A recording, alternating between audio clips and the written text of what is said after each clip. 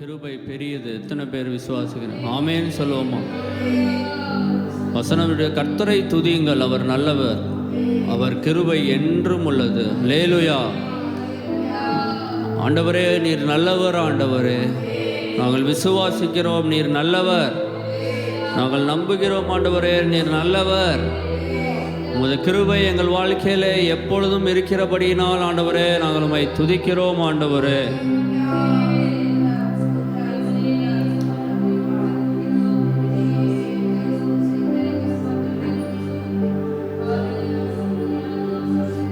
பவுல் எழுதுகிறார், நாங்கள் எப்பக்கத்திலும் நெருக்கப்பட்டும் ஒடுங்கி போகிறதில்லை.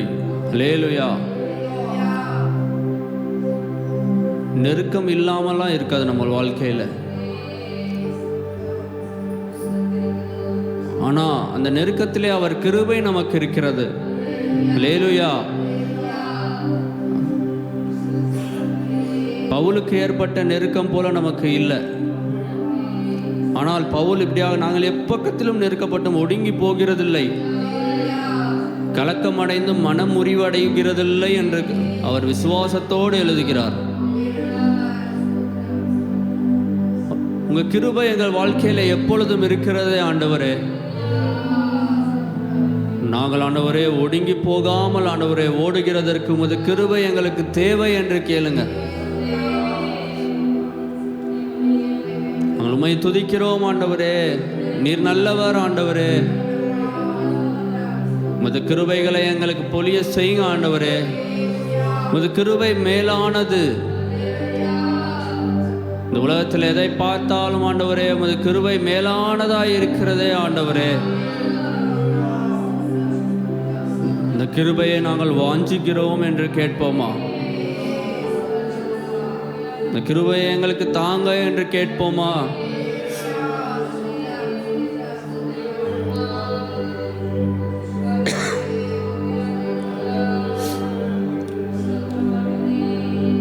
கர்த்தருக்கு பயப்படுகிறவர்களுக்கு திட நம்பிக்கை உண்டு, அவன் பிள்ளைகளுக்கும் அடைக்கலம் கிடைக்கும். எங்கள் பிள்ளைகளுக்கு அடைக்கலம் தருகிறவர் ஆண்டவரே. நாங்கள் உமக்கு பயப்படுகிறவர்களாக அதன் மூலமாக எங்களுக்கு திட நம்பிக்கையே ஆண்டவரே தருகிற தெய்வமே, உமக்கு ஸ்தோத்திரம் என்று சொல்வோமா? தேவ கிருபை என்றும் உள்ளதே, அவர் கிருபை என்றும் உள்ளதே. அவரை போற்றி துதித்து பாடி அல்லேலூயா என்றார் பரிப்போம். அவரை போற்றி துதித்து பாடி அல்லேலூயா என்றார். மறுபடியும் பாடுவோமா? தேவ கிருபை என்றும் உள்ளது. கரங்களை தட்டி ஆமென்.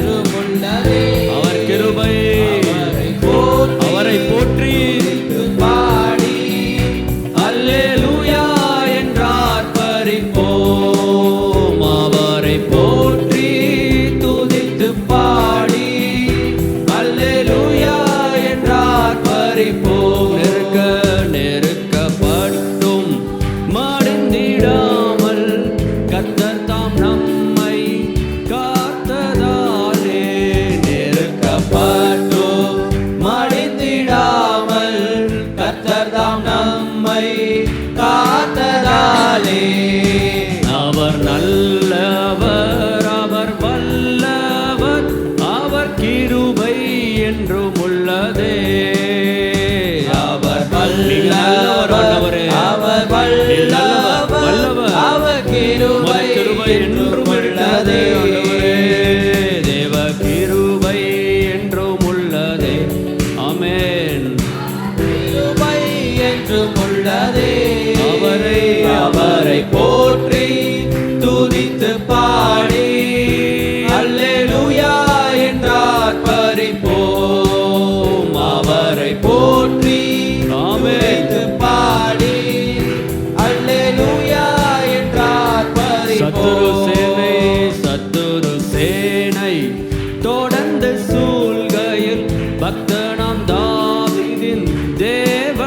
நமக்கு. சத்துரு சேனை தொடர்ந்து சொல்கையில் பக்கணம் தாவீதின் தேவன் நமக்கு. முன் சென்றாரே அவர் நல்லவர், அவர் கிருபை என்றும் உள்ளதே. முன் சென்றாரே அவர் நல்லவர், அவர் கிருபை என்றும் உள்ளதே. தேவ கிருபை சபையே பாடுவோமா? அவர் கிருபை என்றும் உள்ளதே. கிருபை என்றும் இருக்கிறாரே. போற்றி துதித்து பாடி அல்லேலூயா என்றார் பரிபோம். அவரை போற்றி துதித்து பாடி அல்லேலூயா என்றார் பரிபோம். அக்கினி சோதனை பட்சிக்க வந்தோம், முச்செடி தன்னில் தோன்றிய தேவன். அக்கினி சோதனை பட்சிக்க வந்தோம், முச்செடி தன்னில் தோன்றிய தேவன். பாதுகாத்தாரே அவர் நல்லவர், அவர் கிருபை என்றும் உள்ளதே. பாதுகாத்தாரே அவர் நல்லவர், அவர் கிருபை என்றும் உள்ளதே. தேவ கிருபை, தேவ கிருபை என்றும் உள்ளதே. அவர் கிருபை என்றும் உள்ளதே. அவரை போற்றி துதித்து பாடி அல்லேலூயா என்றார் பரிபோம். அவரை போற்றி நாங்கள் எல்லாரும் சேர்ந்து ஆண்டவரே அல்லேலூயா என்றார் பரிபோம்.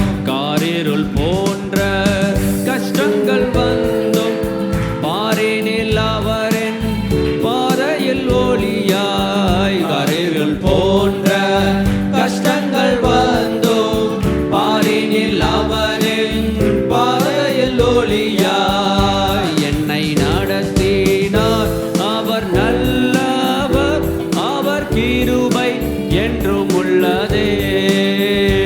என்னை நடத்தினார் அவர் நல்லவர், அவர் கிருபை என்றும் உள்ளதே. அல்லேலூயா, தேவ கிருபை என்றும் உள்ளதே. அவர் கிருபை என்றும் உள்ளதே.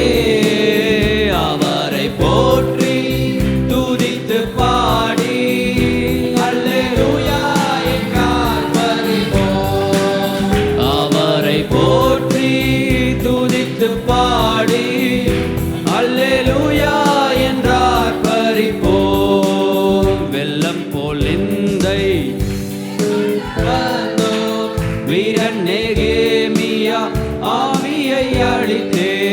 வெள்ளம் போல் நிந்தை மேற்கொள்ள வந்தோம் வீரன் நெகேமியா ஆவியை அழித்தே. திட நம்பிக்கை தைரியம் மீந்தாரே, அவர் கிருபை என்றும் உள்ளதே.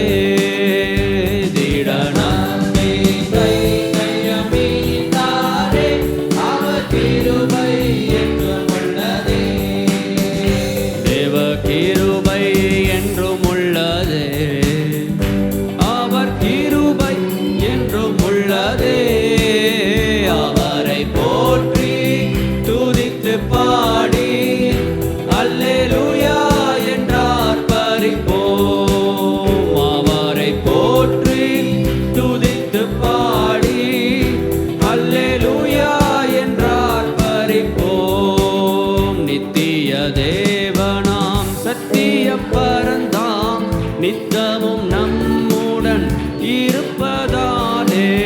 நித்திய தேவனாம் சத்திய பரந்தாம் நித்தமும் நம்முடன் இருப்பதால். அவர் நல்லவர், அவர் நல்லவர் என்றும் துதியுங்கள், அவர் கிருபை என்றும் உள்ளதே.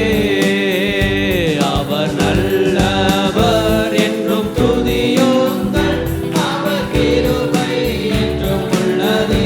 ஆமென். தேவ கிருபை என்றும்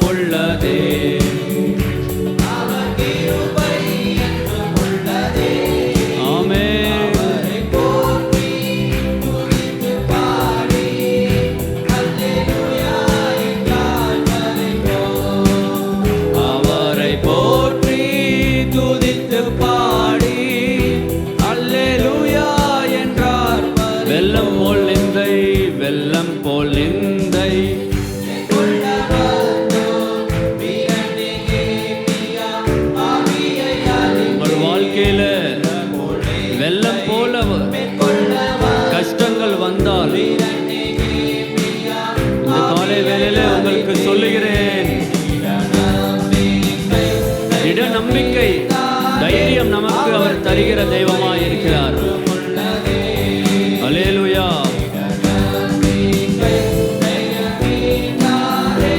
அவர் கிருபை என்றும் உள்ளதே, தேவ கிருபை என்றும் உள்ளது. ஆமென். அவர் கிருபை என்றும் உள்ளதே, அவரை போற்றி துதித்து பாடி அல்லேலூயா. எல்லாரும் கரங்களை உயர்த்தி அவரை போற்றி நாங்கள் எல்லாரும் சேர்ந்து சபையாக சேர்ந்து ஆண்டவரே நாங்கள் உம்முடைய நாமத்தையே அவரை போற்றி என்றும் என்றும் என்றும் என்றும் ஆர்ப்பரிக்கிறோம். அவரை போற்றி அவரை போற்றி துதித்து என் தேவனாகிய கர்த்தாவே நாங்கள் உம்மையே உயர்த்துகிறோம்.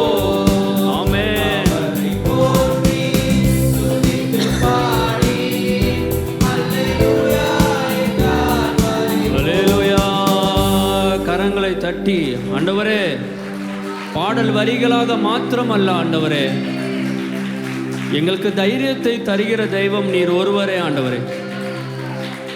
நாங்கள் உமக்கு பயப்படும் போது திட நம்பிக்கையே எங்களுக்கு தருகிறவரே.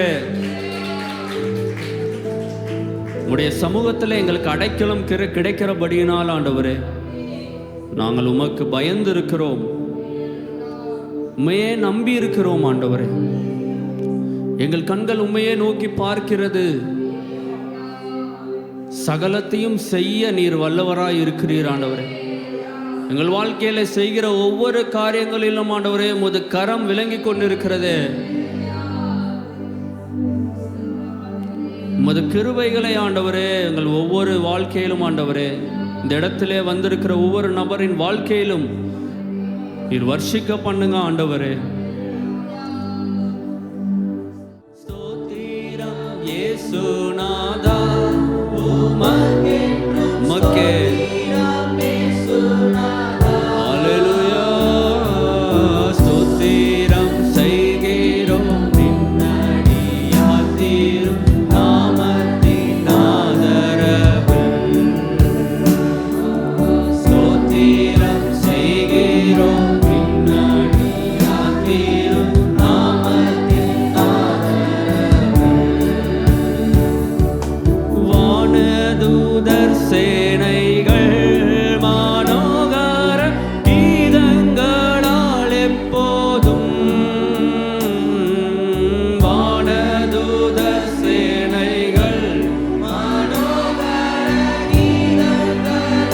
வானதூதர்கள் எல்லாரும் ஓயாமல் அவரை ஸ்தோத்தரித்துக் கொண்டிருக்கிறார்கள்.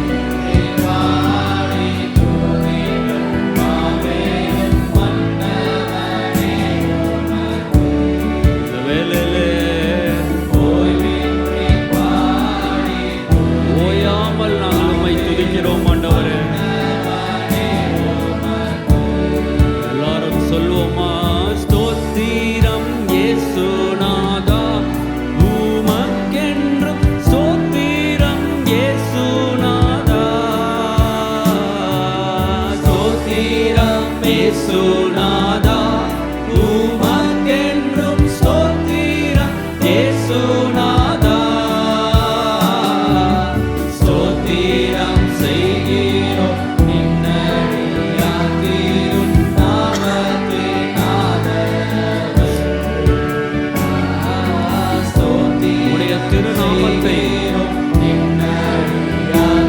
நாங்கள் தொழுது கொள்ளுகிறோம்.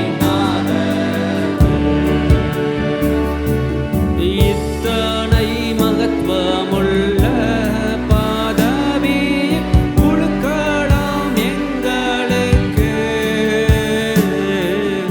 இத்தனை மகத்துவமுள்ள பதவி கொடுக்கலாம் எங்களுக்கு, எத்தனை மாதயவு உங்க கிருபை, உங்க கிருபை எத்தனை ஆச்சரியம் ஆண்டவரே. எத்தனை மாதயவு கிருபை எத்தனை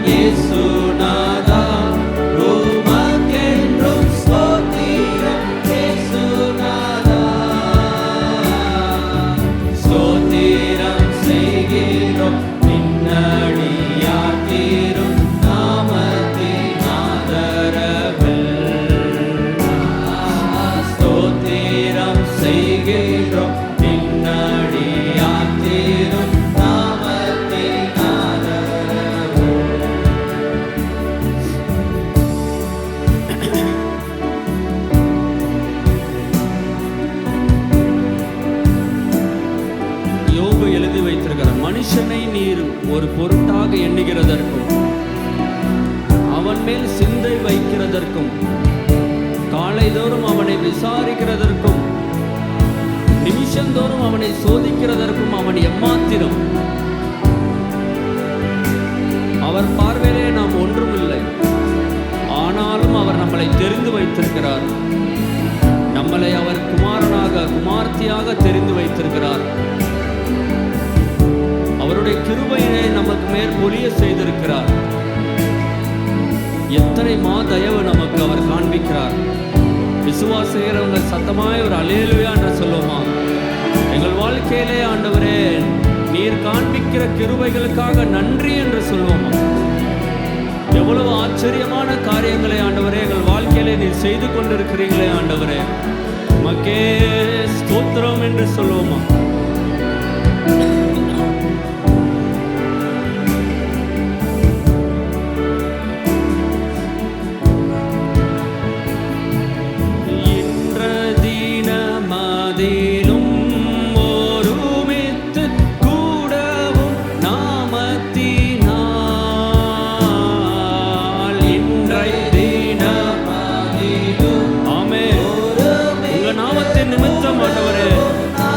கூடி வந்திருக்கிறோம் தந்தனின் கிருபைக்காக உமக்கென்றும் ஸ்தோத்திரம் ஸ்தோத்திரமே. தந்தனின் கிருபைக்காக உமக்கென்றும் ஸ்தோத்திரம் ஸ்தோத்திரமே. எல்லாரும் சேர்ந்து ஸ்தோத்திரமே. சத்தங்களை உயர்த்தி சபையே எல்லாரும் ஒருமித்து நம்மளுடைய ஆண்டவராகிய கர்த்தரை ஆண்டவரே நாங்கள் உம்மை தொழுது கொள்ளுகிறோம். உண்மையோடு நாங்கள் ஆண்டவரே தொழுது கொள்ளுகிறோம். ஸ்தோத்திரம் செய்கிறோம் நின்னடியார் திருநாமத்தில்.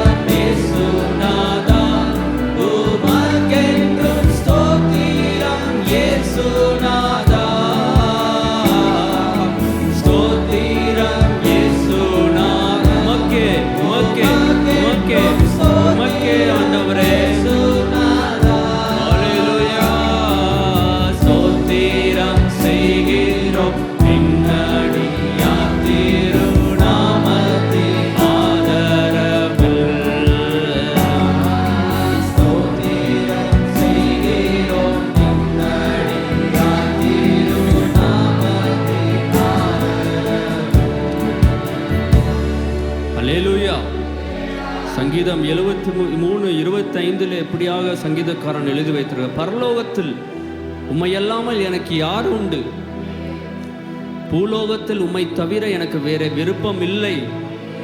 எத்தனை பேர் இதை சொல்ல முடியும்? உண்மையாக நம்ம இதை சொல்ல முடியுமா? இந்த பூலோகத்தில் ஆண்டவரே உம்மை தவிர எனக்கு வேற விருப்பம் இல்லை என்று. அவர் நம்மேல் பாராட்டின கிருபைகள் அதிகம் அதிகம். உம்மையே நாங்கள் விரும்புகிறோம் ஆண்டவரே. உமது பாதத்தண்டையிலே நாங்கள் சேருகிறோம். ஓய்வின்றி ஆண்டவரே நாங்கள் பாடி துதிக்க ஸ்தோத்தரிக்க தெய்வமே எங்களுக்கு விருப்பம் உண்டு என்று சொல்லுகிறோம் ஆண்டவரே. தொடர்ந்து கர்த்தருடைய வார்த்தைக்கு நேராக நம்முடைய கவனத்தை கொண்டு வருவோம். இந்த நாளின் கர்த்தர் நமக்கு கொடுக்கிற தேவ வார்த்தையின் தலைப்பு சில்ட்ரன் ஆஃப் காட். ரோமர் 8ஆம் அதிகாரம் 14 முதல் 16 வரை வாசிக்கலாம். ரோமர் 8:14 முதல். நடத்தப்படுகிறார்களோ அவர்கள் தேவனுடைய புத்திரராய் இருக்கிறார்கள். அந்தபடி திரும்பவும் பயப்படுகிறதற்கு நீங்கள் அடிமைத்தனத்தின் ஆவியை பெறாமல் அப்பா பிதாவே என்று கூப்பிட பண்ணுகிற புத்திர சுவிகாரத்தின் ஆவியை பெற்றீர்கள். நாம் தேவனுடைய பிள்ளைகளாய் இருக்கிறோம் என்று ஆவியானவர் தாமே நம்முடைய ஆவியினுடைய கூட சாட்சி கொடுக்கிறார். நாம் பிள்ளைகளானால் சுதந்திரம் ஆமே. அந்தபடி நாம் பயப்படுகிறதற்கு அடிமைத்தனத்தின் ஆவியை பெறாமல் அப்பா பிதாஜி டேடி நைனா என்று கூப்பிட பண்ணுகிற புத்திர சுவிகாரத்தின் ஆவியை பெற்றீர்கள். எவர்கள் தேவனுடைய ஆவியினால் நடத்தப்படுகிறார்களோ அவர்கள் தேவனுடைய புத்திரராய் இருக்கிறார்கள். இது பவுலினுடைய கூற்று. ஆண்டவராகிய இயேசு கிறிஸ்து யாரை தேவனுடைய புத்திரர் என்று சொல்லுகிறார்? மத்தேயு சுவிசேஷம் 5ஆம் அதிகாரம் 44-45 வசனங்களை வாசிக்கலாம். நான் உங்களுக்கு சொல்லுகிறேன், உங்கள் சத்துருக்களை சிநேகியுங்கள், உங்கள் சத்துருக்களை சிநேகியுங்கள், உங்களை சபிக்கிறவர்களை ஆசீர்வதியுங்கள், பகைக்கிறவர்களுக்கு நன்மை செய்யுங்கள், நிந்திக்கிறவர்களுக்காகவும் உங்களை துன்பப்படுத்துகிறவர்களுக்காகவும் ஜெபம் பண்ணுங்கள். இப்படி செய்வதினால் நீங்கள் பரலோகத்தில் இப்படி செய்கிறவர்கள் மாத்திரம் பரலோகத்தில் இருக்கிற உங்கள் பிதாவுக்கு புத்திரராய் இருப்பீர்கள். இருக்கிறீர்கள் சொல்லல, செய்தால் புத்திரராய் இருப்பீர்கள். இன்னுமாக பவுல் அப்போஸ்தலன் கலாத்திய சபைக்கு எழுதுகிறார். 5ஆம் அதிகாரம் கலாத்தியர் 5:26 வாசிக்கலாமே. வீண் புகழ்ச்சியை விரும்பாமலும், மன்னிக்கவும், கலாத்தியர் 3:26. நீங்கள் எல்லாரும் கிறிஸ்து இயேசுவை பற்றும் விசுவாசத்தினாலே தேவனுடைய புத்திரராய் இருக்கிறீர்களே. இங்கே பவுல் இருக்கிறீர்களே என்று பிரசன்ட் கண்டினியூஸ்லே சொல்லுகிறார். ஆனால் நம்முடைய இரட்சகர் இயேசு கிறிஸ்து இருப்பீர்கள் என்று சொல்லுகிறார். ஏன் முரண்பாடாக நமக்கு வார்த்தைகள் தோன்றுகிறதோ? அல்லவே, நாம் எப்பொழுது தேவனுடைய பிள்ளைகளாய் இருக்கிறோம், தேவனுடைய ஆவியினால் நடத்தப்படும் பொழுது, இன்று ஆலயத்திற்கு போகிற யாவரும் தேவனுடைய பிள்ளைகளா? அல்லது வேத புஸ்தகத்தை வாசிக்கிற பிள்ளைகள் எல்லாரும் தேவனுடைய புத்திரரா? அல்லது கிறிஸ்தவர்கள் அனுசரிக்கிற பரிசுத்த சாக்கிரமந்தாகிய திருவிருந்தை ஏற்றுக்கொள்ளுகிற யாவரும் கர்த்தருடைய புத்திரரா?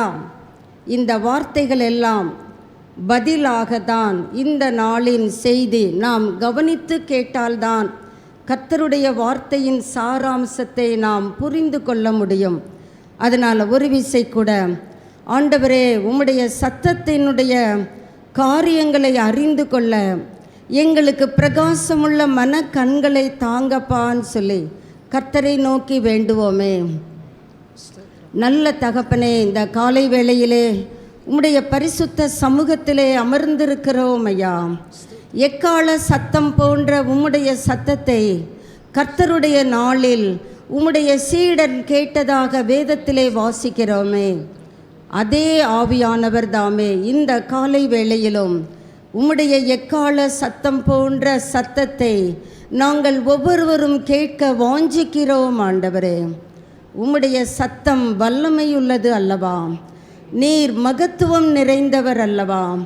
உம்முடைய பிள்ளைகளாய் இந்த உலகத்திலே நாங்கள் வாழ்வது எங்களுக்கு நீர் கொடுக்கிற ஸ்லாக்கியம் அல்லவா? அந்த ஸ்லாக்கியத்தின் மேன்மையை நாங்கள் புரிந்து கொள்ளத்தக்கதாக எங்கள் ஒவ்வொருவருக்கும் கர்த்தருடைய ஆவியானவர் தாமே பிரகாசமுள்ள மன கண்களை தந்தருளுவீராக. இதற்கு விரோதமாய் கிரியை செய்கிற எல்லா மேட்டிமையான சிந்தைகளும் எண்ணங்களும் இயேசு கிறிஸ்துவுக்கு கீழ்ப்படிய சிறைப்பட்டு போகட்டும். ஆண்டவரே, உம்முடைய நாமம் ஒன்றே எங்கள் நடுவிலே உயர்ந்திருக்கட்டும், மகிமைப்படட்டும். எங்களை தாழ்த்துகிறோம் ஆண்டவரே, உம்முடைய பரிசுத்த நாமத்தை உயர்த்துகிறோம் ஐயா. இயேசு கிறிஸ்துவின் நாமத்தில் பிதாவே, ஆமேன், ஆமேன். நாம் தேவனுடைய புத்திரர் என்றால் வேதம் வாசிக்க வேண்டாமா? வேண்டும் தான். ஆலயத்திற்கு செல்ல வேண்டாமா? கண்டிப்பாக செல்ல வேண்டும். வேதத்திலே சொல்லப்பட்டிருக்கிறது, சபை கூடி வருதலை விட்டுவிடாதபடி ஒருவருக்கொருவர் புத்திமதி சொல்லும்படியாக வேதம் நமக்கு வலியுறுத்துகிறதே. திருவிருந்திலே பங்கு பெற வேண்டாமா? அதிக அவசியம். கர்த்தருடைய பந்தியிலே நாம் பங்கு பெறும் பொழுது இயேசு கிறிஸ்துவை நாம் நினைவு கூறுகிறோம். என்னை நினைவு கூறும்படி இதை செய்யுங்கள் என்றல்லவா திருவுளம் பற்றி இருக்கிறார். பின் யார் கர்த்தருடைய புத்திரராய் இருப்பார்கள்? கர்த்தருடைய புத்திரராய் அல்லாதவர்கள் வேதத்தை வாசிக்க முடியும். கர்த்தருடைய புத்திரர் அல்லாதவர்களும் ஆலய ஆராதனைகளிலே பங்கு பெற முடியும். கர்த்தருடைய புத்திரர் அல்லாதவர்களும் திருவிருந்தாகிய சாக்கிரமந்திலே பங்கு பெற முடியும். அப்படி என்றால் நான் தேவனுடைய புத்திரனாம், நான் தேவனுடைய குமாரத்தியாம். கொரிந்திய சபைக்கு பவுல் மூலமாக ஆவியானவர் சொல்லுகிறார், சர்வ வல்லமையுள்ள தேவனாகிய கர்த்தருக்கு நீங்கள் குமாரரும் குமாரத்தியுமாய் இருப்பீர்கள் என்று. அப்படி என்றால் யார் இந்த நாளிலே தேவனுடைய பிள்ளைகள்? ஆவியானவரால் யாரெல்லாம் நடத்தப்படுகிறார்களோ அவர்கள் மாத்திரமே தேவனுடைய புத்திரராய் இருக்கிறார்கள் என்று பவுல் ரோம திருச்சபைக்கு எழுதுகிறார். எப்படி ஆவியானவர் நம்மை நடத்துவார்? அதை நாம் எப்படி அறிந்து கொள்வது? இது ஆவியானவர் தான் என்னை நடத்துகிறார் என்பதை நான் எங்கெனும் அறிந்து கொள்வது? வேதத்திலிருந்து சில காரியங்களை நாம் அறிந்து கொள்ளும் பொழுது நாம் தேவனுடைய பிள்ளையாகத்தான் வாழ்ந்து கொண்டு இருக்கிறோமா என்பதை மற்றவர்கள் அல்ல, நாமே தெரிந்து கொள்ள முடியும். கர்த்தருடைய வார்த்தையின் வெளிச்சம் நமக்குள்ளே உட்பிரவேசிக்கட்டும். ஏசாயா 40ஆம் அதிகாரம் 11வது வசனத்தை வாசிக்கலாம். தீர்க்கன் ஏசாயா அங்கே அழகாக சொல்லுகிறார், மேய்ப்பனை போல தமது மந்தையை எப்படி பரிசுத்த ஆவியானவர் தம்முடைய பிள்ளைகளை நடத்துகிறாராம். மேய்ப்பனை போல தமது மந்தையை. நாம் எல்லாம் கர்த்தருடைய மேய்ச்சலின் ஆடுகள் தானே, நாம் அவருடைய மந்தைக்கு உட்பட்டவர்கள் தானே. கர்த்தர் சொல்லுகிறார் பாருங்க, தம்முடைய மந்தையை மேய்ப்பனை போல மேய்ப்பார். மேய்ப்பன் எப்படி சில வேளைகளிலே அன்புடன் நடத்துகிறான். காயப்பட்ட ஆடுகளை தடவி கொடுத்து ஆறுதல் படுத்தி அந்த காயத்தை கட்டுகிறான்.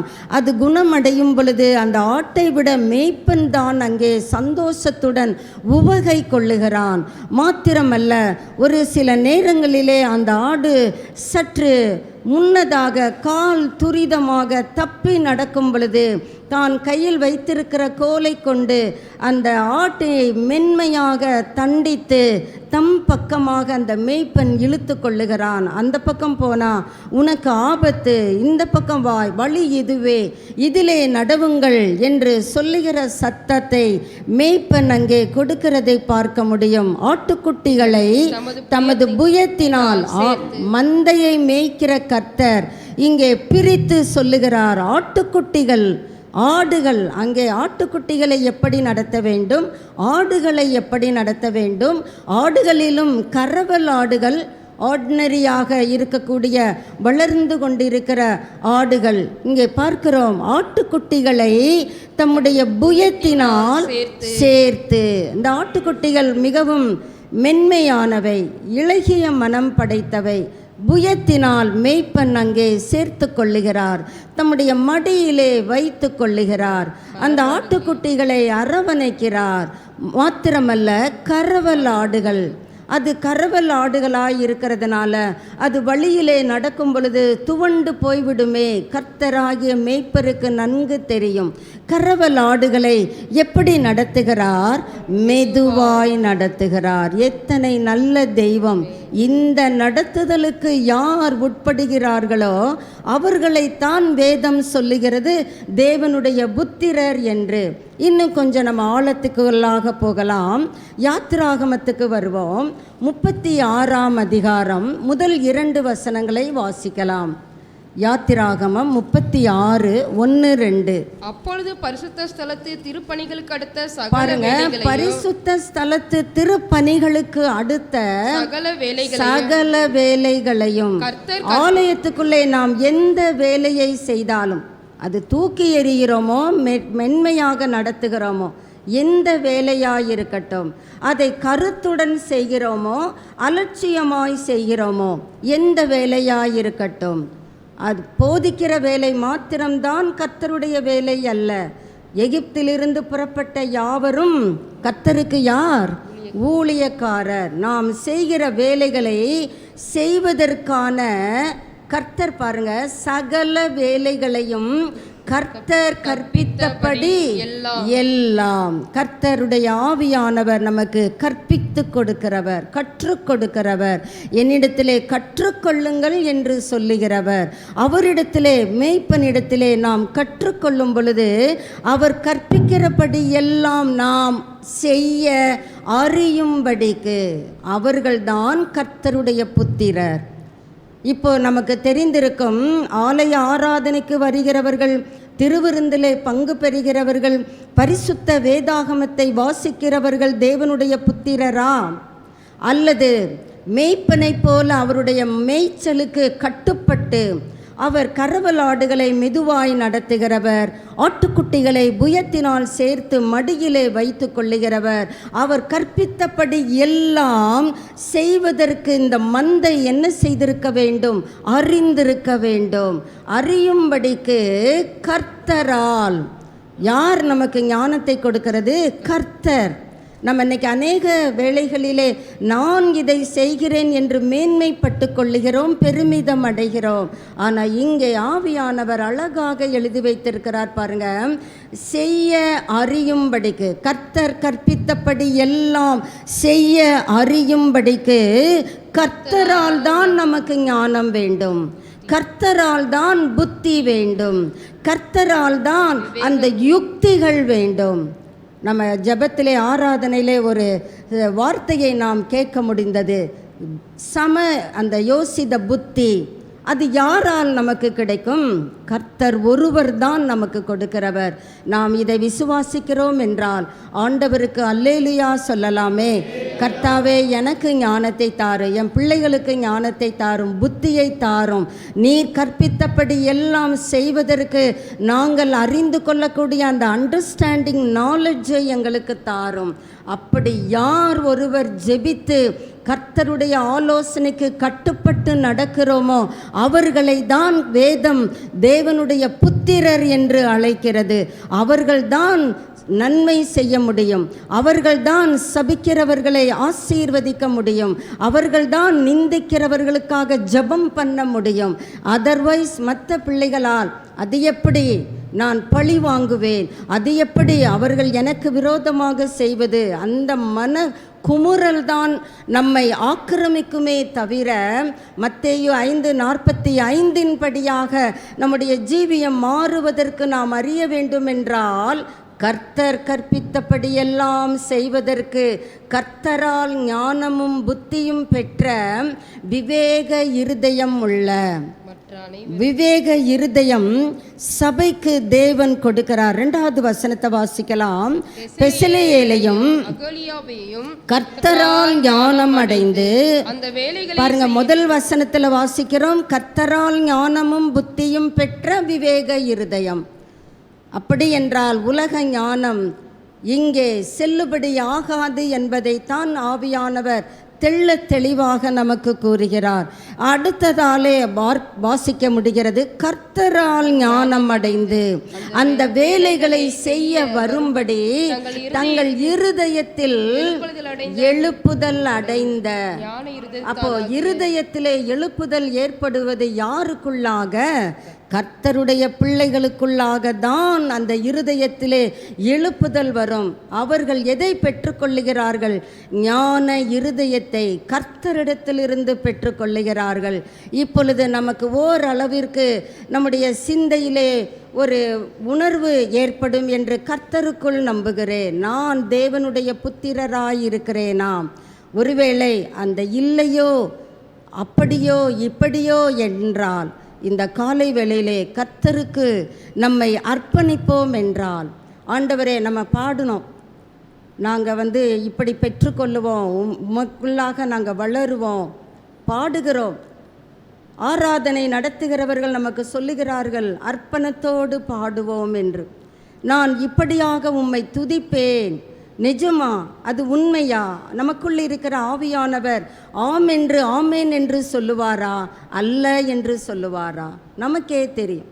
மற்றவர்களை நாம் நிதானிக்க அல்ல, நாம் தேவனுடைய பிள்ளைகளாய் இருக்க வேண்டும். ஏன் இவ்வளவு ஆதங்கம்? தேவனுடைய பிள்ளைகளாய் நாம் காணப்பட வேண்டும் என்ற ஆதங்கம் ஏன் இருக்கிறது? நாம் எல்லாரும் அவருடைய வருகையின் நாளிலே கைவிடப்பட்டு போய்விடக்கூடாதே.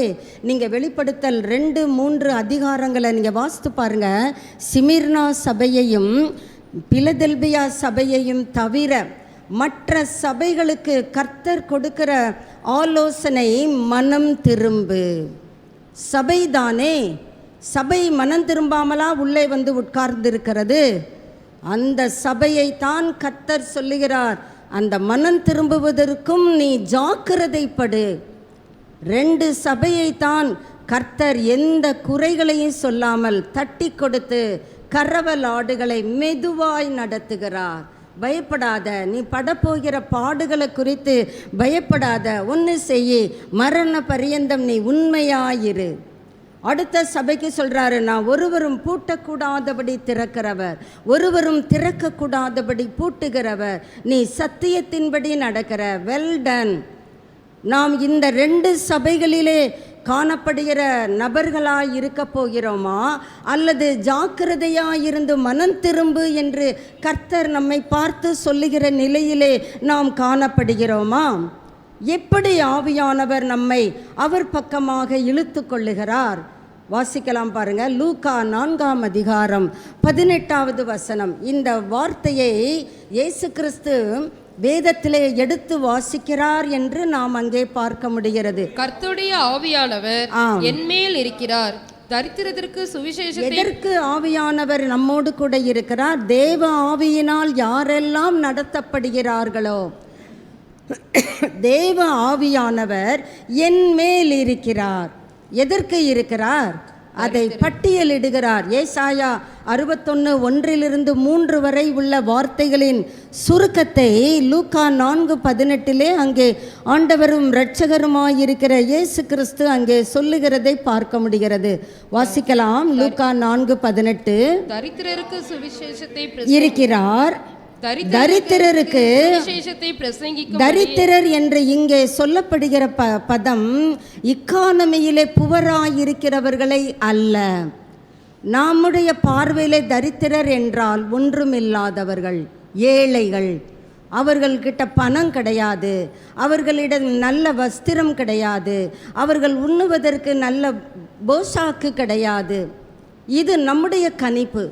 ஆனால் கர்த்தருடைய கணிப்பு எல்லாருக்குமே கர்த்தர் உணவு, உடை, இருப்பிடம் அத்தியாவசியம் என்பதை அறிந்திருக்கிறார். இங்கே தரித்திரர் என்று சொல்லப்படுகிற காரியம் ஆவியிலே நாம் கர்த்தருடைய வார்த்தையின் வெளிச்சத்தை அறிய முடியாமல் இன்னும் தவழ்கிற நிலைமையிலேயே, இன்னும் ஃபீடிங் பாட்டில் கிறிஸ்டியன்ஸ், பால் என்கிற நிலைமையிலே மாம்சத்திற்குரிய கிறிஸ்தவர்களாய் காணப்படுவோம் என்றால் அவர்களை வேதம் தரித்திரர் என்று அழைக்கிறது. கர்த்தர் சொல்லுகிறார், தரித்திரருக்கு சுவிசேஷத்தை பிரசங்கிக்கும்படி எதற்கு என்மேல் ஆவியானவர் இருக்கிறார்? தரித்திரருக்கு நான் எதை சொல்ல வேண்டும்? வேர்ட் ஆஃப் காட், காஸ்பல், சுவிசேஷம் நான் சொல்ல வேண்டும். அடுத்து ஆண்டவர் எதற்கு ஆவியானவர் தன்மேல் இருக்கிறார் என்பதை சொல்லுகிறார். இருதயம் நறுங்குண்டவர்களை குணமாக்கவும். நம்ம பலதரப்பட்ட நிலைகளிலே அமர்ந்திருக்கிறோம். சிலர் இருதயம் நொறுங்கி போய் வந்திருக்கலாம், இருதய குணமாகாத நிலையிலே வந்திருக்கலாம், ஆவியிலே தரித்திரப்பட்ட நிலைமையிலே வந்திருக்கலாம், சரீர பிரகாரமாக பலவீனத்தோடு வந்திருக்கலாம். எது எப்படியா இருந்தாலும் இருதயம் நறுங்குண்டவர்களை குணமாக்கவும், சிறைப்பட்டவர்களுக்கு. யாரு? நான் எங்க சிறைப்பட்டிருக்கேன்? காவல்துறையில் என் பேரே கிடையாதே. ஒருவேளை நாம் அப்படி நினைக்கலாம். பாவத்திற்கு அடிமைப்பட்டிருந்தால் நாம் சத்ருவினுடைய சிறைச்சாலையிலே சிறைப்பட்டிருக்கிறோம் என்பதுதான் உண்மை. நாம் எப்பொழுதெல்லாம் பாவத்தை ஜெயிக்க முடியாமல் நாம் அலசடிப்படுகிறோமோ, நாணலை போல இங்கும் அங்கும் சாய்கிறோமோ, அப்பொழுது கர்த்தர் சொல்லுகிறார், சிறைப்பட்ட நிலைமை. சிறைப்பட்டவர்களுக்கு கர்த்தருடைய ஆவியானவர் எதற்கு இருக்கிறார்? விடுதலையை கூறும்படியாக. குருடருக்கு பார்வையையும். நம்மள இங்கே எத்தனை பேர் நாம் பார்வையற்றவர்களாய் இருக்கிறோம்? எல்லாரும் என்னை பார்த்து கொண்டிருக்கிறீர்கள், நான் உங்களை பார்த்து கொண்டிருக்கிறேன். நம்மிலே யாரும் குருடர் இல்லையே. அப்படி என்றால் குருடர் யார்? நீங்கள் ஏசாயால வாஸ்து பார்த்தீங்கன்னா தெரியும். என் தாசனை அல்லாமல் குருடன் யார்? நான் தெரிந்து கொண்டவனை அல்லாமல் அந்தகன் யார்? கர்த்தர் தெளிவாக சொல்லுகிறார். சில நேரங்களிலே கர்த்தருடைய ஊழியர்கள் என்று நாம் அழைக்கப்படுகிறோம். எகிப்திலிருந்து புறப்பட்ட யாவரும் ஊழியக்காரர் என்றல்லவா வேதம் கூறுகிறது. நம்மை பார்த்துதான் கர்த்தர் சொல்லுகிறார், குருடருக்கு பார்வை தேவைப்படுகிறது. அதனால தான் சங்கீதக்காரன் 119 சொல்லி கதறுகிறான், ஆண்டவரே உம்முடைய வேதத்தில் இருக்கிற அதிசயங்களை பார்க்கும்படிக்கு என் கண்களை என்ன செய்யுங்க? திறந்து விடுங்க. அப்போ நான் கண்ணு மூடியாயிருக்கு, பார்க்க வேண்டிய பிரகாரம் என்னால் பார்க்க முடியவில்லை. ஆண்டவரே, உம்முடைய வேதத்திலே அதிசயங்கள் புதைந்து கிடக்கிறதே, அந்த புதைந்து கிடக்கிற அதிசயங்களை என்னால் பார்க்க முடியவில்லையே. நம்மளே அநேகர் அப்படித்தானே வேதத்தை வாசிக்கும்படி திறக்கிறோம், சட்டென்று மூடி விடுகிறோம் தானே. ஒன்றுமே புரியலை, வந்து பார்த்துக்கலாம், வேலை நிறையா கிடக்கு. நாம் அப்படி தானே சொல்லுகிறோம், வேலை நிறையா கிடக்கு, நமக்கு நேரம் கிடைக்கும்போது வேதத்தை வாசித்து கொள்ளலாம். அப்படி என்றால் நம்முடைய உண்மையான நிலைமை என்ன? பார்வை மங்கி விட்டது, பார்வை குறைந்து விட்டது. இன்னும் சொல்லப்போனால் பார்வை அற்றுப்போய் விட்டது. குருடருக்கு பார்வையையும் பிரசித்தப்படுத்தவும், நொறுங்குண்டவர்களை விடுதலையாக்கவும். இந்த சாரத்தை நீங்கள் ஏசாயா 61 முதல் 3 வசனங்களிலே வாசித்து கொள்ள முடிகிறது. கர்த்தருடைய ஆவியால் யார் ஒருவர் நடத்தப்படுகிறார்களோ அவர்கள்தான் கர்த்தருடைய புத்திரர் என்று அழைக்கப்படுகிறார்கள். வேதத்திலே ஒரு மனிதன் பிசாசு பிடித்தவனாய் இயேசுவண்டை வருகிறான். அங்கே இயேசு கிறிஸ்துவை பார்த்து அந்த பிசாசுகள் பேசுகிறது, உன்னதமான தேவனே, எங்களை வேதனைப்படுத்துவதற்காக இங்கே வந்தீர், எங்களை அங்கேருந்து துரத்தி விட்டுட்டீங்க, இங்கேயும் வந்துட்டீங்களா, எங்களை வேதனைப்படுத்த போகிறீங்களா? பாருங்க, அந்த பிசாசுகள் ஒரு பெட்டிஷனையும் இயேசுவிடம் வைக்கின்றன. நாங்கள் இந்த பன்றி கூட்டங்களுக்குள்ளே போகும்படி எங்களுக்கு அனுக்கிரகம் பண்ணுங்க. கர்த்தர் போன்றார், பிசாசுகளின் ஜபத்தையும் கேட்கிறவர் தான். நாம் அநேக நேரம் சொல்கிறோம், என் ஜபத்தை கர்த்தர் கேட்பார், நான் கர்த்தருடைய பிள்ளை தான். பிசாசு உங்ககிட்ட வந்து சொல்லும், என் ஜபத்தையும் தான் கர்த்தர் கேட்குறார், அப்போ நான் தேவனுடைய புத்திரனா? சற்று சிந்தித்து கொள்ளுவோம். நம்முடைய ஜபம் கேட்கப்படுவதனால் நாம் தேவனுடைய புத்திரர் என்று அழைப்பது அரிதோ எளிதோ அது நமக்கே நன்கு புலப்படும். அங்கே அந்த பன்றி கூட்டங்களை மலையிலிருந்து உருண்டோட பண்ணுகிறது அந்த பிசாசுகள். கர்த்தர் அப்படி நம்மை நடத்துபவர் அல்ல. மென்மையாக டெண்டராக, அன்புடன், பட்சத்துடன் பயில் காட்டி நம்மை அழைக்கிறவர், சத்துருவினுடைய சிறைப்பட்ட அந்த நிலைமையில் இருந்து நம்மை விடுவிக்கிறவர். எப்படியெல்லாம் கர்த்தர் ஆவியானவர் நம்மை நடத்துவார்? By God's words. கர்த்தருடைய வார்த்தையின் மூலமாகத்தான் ஆவியானவர் நம்மை நடத்துகிறவர். இந்த வேத வசனத்திற்கு அப்பாற்பட்டு நம்மை நடத்துகிறவர் அல்லவே அல்ல. எதையெல்லாம் ஆண்டவர் எனக்கு சொல்லுகிறார் என்று நீங்கள் சொல்லுவீர்களானால் அது வேதத்திலே இருக்கிறதா என்பதை நாம் ஊர்ஜிதம் செய்து கொள்ள நாம் கண்டிப்பாக அதை முயற்சிக்க வேண்டும். இல்லாவிட்டால் சத்ருவினுடைய வஞ்சகத்திற்கு நாம் ஆளாக வேண்டிய அவல நிலைமைக்குள்ளாக போய்விடும். கர்த்தர் எப்படி நம்மை நடத்துகிறவர்? மனம் திரும்புதலுக்கு நேராக நம்மை நடத்துகிறவர். சபையின் மூப்பர்களை நீங்கள் வெளிப்படுத்தல் 1 அதிகாரத்திலே பார்க்கும் பொழுது இயேசு கிறிஸ்து அங்கே யோவான் சீடன்ட்ட சொல்கிறாரு, என்னுடைய வலது கரத்திலே 7 நட்சத்திரங்களை ஏந்தி கொண்டிருக்கிறேன். அந்த 7 நட்சத்திரங்களை குறித்தும் ஆண்டவரே அங்கே விளக்கம் கொடுக்கிறார். அந்த 7 நட்சத்திரங்கள் சபையின் தூதர்கள் என்று. சபையின் தூதர்கள் என்றால் சபையை நடத்துகிறவர்கள், மூப்பர்கள். சபையின் மூப்பர் எப்படியோ அப்படித்தான் அந்த சபையும் இருக்கும். உலகமே சொல்லுகிறதே, மன்னன் எவ்வழி ஜனங்கள் அவ்வழி. மன்னன் எப்படிப்பட்டவன்? கொடூரமாய் இருந்தால் ஜனங்களும் கொடூர சுபாவமுடையவர்களாய் மாறிவிட வாய்ப்புகள் உண்டு. மன்னன் எவ்வழி அவ்வழிதான் ஜனங்களும். இங்கே சபையின் மூப்பனுக்கு கர்த்தர் ஆரம்பத்திலிருந்து சொல்லுகிறார். எபேசு சபைக்கு சொல்லுகிறார், சிமிர்னா சபை, வரிசையாக 7 சபைகளுக்கும் சொல்லுகிறார். 7 சபைகளுக்கும் அங்கே சொல்லுகிறார், நீ மனம் திரும்பு. அதுதாங்க ஆவியானவர். யாராயிருக்கட்டும், ஊழியராயிருக்கட்டும், விசுவாசிகளாயிருக்கட்டும், நாம் மனம் திரும்புவதற்கான காரியங்கள் நம்மிடத்திலே உண்டு. அந்த காரியங்களிலிருந்து நாம் வெளியேற வேண்டும் என்றுதான் கர்த்தர் நமக்கு அன்புடன் அறிவுறுத்துகிறார். நீ மனம் திரும்பாவிட்டால் அதையும் கர்த்தர் அங்கே சொல்லுகிறார். நீ மனம் திரும்பாத பட்சத்திலே உனக்கு இப்படி நேரிடும். நாம் தேவனுடைய புத்திரராய் தேவ பிள்ளைகளாய் இருக்க வேண்டும் தானே. அதனால் நாம் ஜாக்கிரதைப்பட்டு மனம் திரும்புவோம் என்றால் கண்டிப்பாக நீங்களும் நானும் தேவனுடைய புத்திரராய் வாழ்ந்து பரலோக ராஜ்யத்தின் மேன்மைகளை அனுபவிக்க முடியும் என்று வேதத்திலிருந்து நாம் பார்க்க முடியும். வாசிக்கலாம். யோவான் 16 அதிகாரம் 13 முதல் 15 வரை உள்ள வசனங்களை வாசிக்கலாம். சத்திய ஆவியாகிய ஆவியானவர் நம்மை எப்படி நடத்துகிறவர் சொல்லுகிறார். சத்திய ஆவியானவர் அவர் வரும்போது சகல சத்தியத்திற்குள்ளும் உங்களை நடத்துவார். எப்படிங்க நடத்துவாரு? சகல சத்திய. அறகுறையாய் கர்த்தர் நமக்கு போதிக்கவே மாட்டார். எப்படி போதிப்பார்? Through God's words.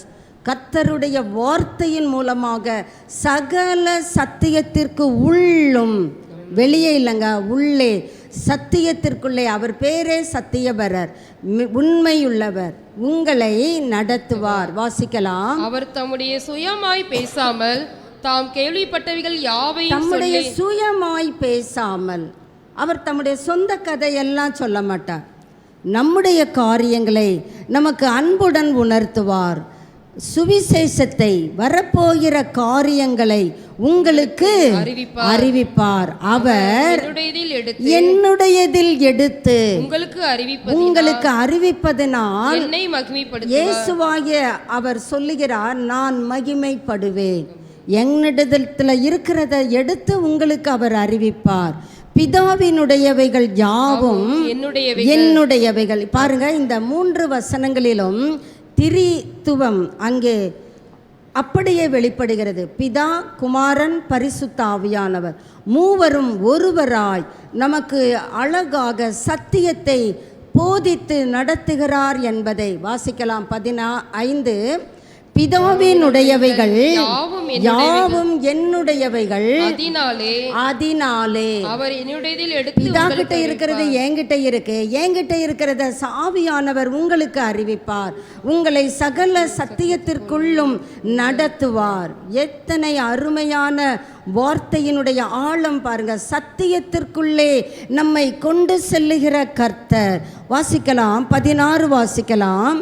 பிதாவினிடத்திற்கு போகிறபடியினால் கொஞ்ச காலத்திலே என்னை காணாதிருப்பீர்கள், மறுபடியும் கொஞ்ச காலத்திலே என்னை காண்பீர்கள். கொஞ்ச காலத்துல காண மாட்டீங்கன்றாரு, கொஞ்ச காலத்திலே காண்பீர்கள் என்கிறார்.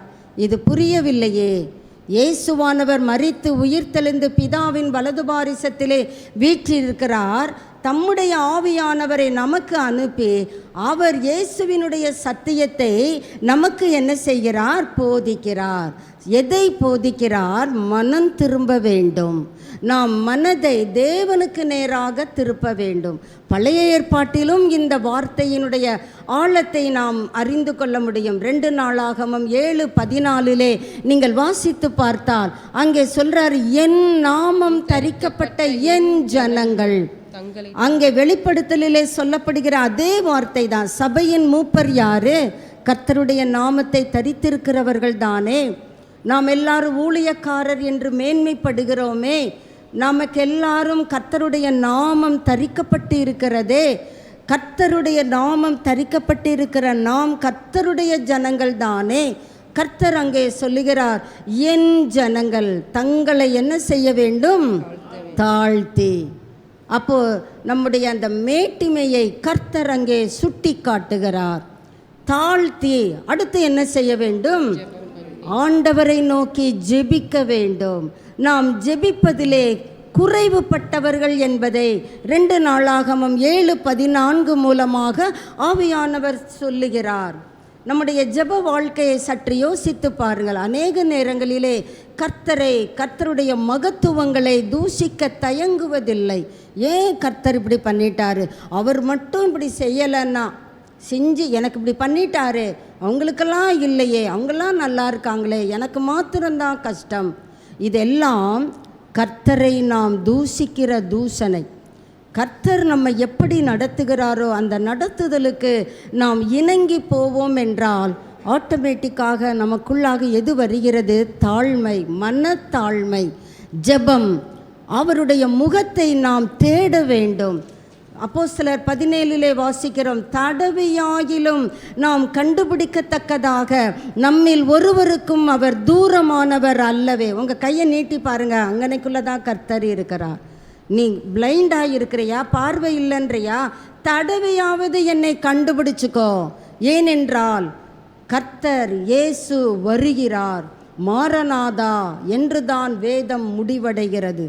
ஆண்டவர் இயேசு வருகையிலே நாம் எடுத்துக்கொள்ளப்படுகிற பட்டியலிலே இருக்க போகிறோமா, அல்லது விற்காத நேரத்திலே போய் கடையில் போய் வாங்கிக்கங்கன்னு சொல்லும்போது ராத்திரியில் எந்த கடை திறந்திருக்கும்? ஆனால் அந்த புத்தி இல்லாத கன்னிகைகள் ஓடுறாங்க. கடை ராத்திரி இருக்குமா? அதை அவர்கள் கிரகிக்கவில்லை. அதனால தான் கர்த்தர் சொல்கிறாரு, என் முகத்தை தேட வேண்டிய காலத்திலே கண்டுபிடித்து கொள்ளுங்கள். காலம் கெட்டு போய், காலம் தாழ்த்தி போய் நீங்கள் தேடுவீர்களானால் என்னை கண்டடைய முடியாது. என் முகத்தை தேடி என் நாமம் தரிக்கப்பட்ட ஜனங்களிடத்திலே பொல்லாத வழிகள் உண்டு என்று தானே கர்த்தர் சொல்லுகிறார். கர்த்தர் நம்முடைய குறைகளை சுட்டி காட்டும் பொழுது நாம் ஏற்றுக்கொள்ள தயங்குகிறோம் தானே, சோர்ந்து விடுகிறோம் தானே. நம்முடைய பொல்லாத வழிகளை விட்டு நாம் என்ன செய்ய வேண்டும்? திரும்பினால். அந்த திரும்புதலைக்கு தான் வெளிப்படுத்தல் 2-3 அதிகாரங்களிலே மனம் திரும்பு, எனக்கு நேராக திரும்பு, என் முகத்தை தேடு. எப்படி கர்த்தர் முகத்தை தேடுவது? இந்த வேதத்திலே நாம் எவ்வளவு நேரம் செலவிடுகிறோம்? இன்று காலையிலே நான் வழக்கமாக கேட்கிற கேள்விதான், நான் வேதத்தை வாசித்து ஜெபித்து ஆராதனைக்கு வந்திருக்கிறேன் என்று நம்மிலே எத்தனை பேர் சொல்ல முடியும்? 1-2 தான் சொல்ல முடியும். மீதி பேர் எங்கே? நமக்கு கர்த்தருடைய நாமம் தரிக்கப்பட்டு இருக்கிறது தானே. முகத்தை தேடுகிற அந்த விகிதம் எப்படி இருக்கிறது பார்த்துக்கலாம். ஆலயத்துக்கு போயிட்டு வந்து வாசித்துக்கிடலாம். அப்படித்தானே காலம் தாழ்த்துகிறோம். இன்றைக்கு வரைக்கும் நாம் அப்படித்தானே தாழ்த்தி காலத்தையும் நேரத்தையும் விரயமாக்குகிறோம். அநித்தியமான காரியங்களுக்கு முழு மனதோடு நம்முடைய நேரம் அத்தனையையும் செலுத்துகிறோமே. கர்த்தர் அதிலிருந்து தான் நம்மை திரும்பும்படியாக அழைக்கிறார். 143ஆம் சங்கீதம் 10வது வசனத்தை வாசிக்கலாம். உமக்கு பிரியமான கர்த்தர் எப்படி நடத்துகிறவர். இங்கே சங்கீதக்காரனுடைய ஜெபத்தை பாருங்க. உமக்கு பிரியமானதை செய்ய எனக்கு போதித்தருளும். நீரே என் நீர் ஒருவர் மாத்திரந்தா என் தேவன். இந்த தேவன் என்கிற பதம் Adonai. You are only my master. நீங்க தான் என்னுடைய எஜமானர், நீங்க தான் என் ஆண்டவர். அப்படி நான் கர்த்தரை எனக்கு முன்பாக வைத்திருப்பேன் என்றால் நான் எது செய்தாலும் எதை பேசினாலும் அது கர்த்தருக்கு எப்படி இருக்கும்? பிரியமாய்தான் இருக்கும். உமக்கு பிரியமானதை செய்ய எனக்கு போதித்தருளும். Adonai Adonai. அவர் தலைமுறைக்கும் 90ஆம் சங்கீதம் 1 வசனத்திலே மோசே அங்கே ஜெபிக்கிறார்.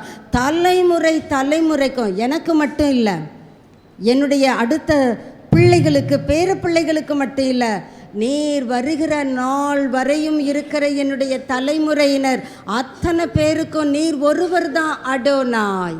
எத்தனை பேர் சொல்ல முடியும்? எனக்கு மட்டும் அடோனாய் இல்லை ஆண்டவரே, என் பிள்ளைகளுக்கும் நீர் தான் எஜமானர்.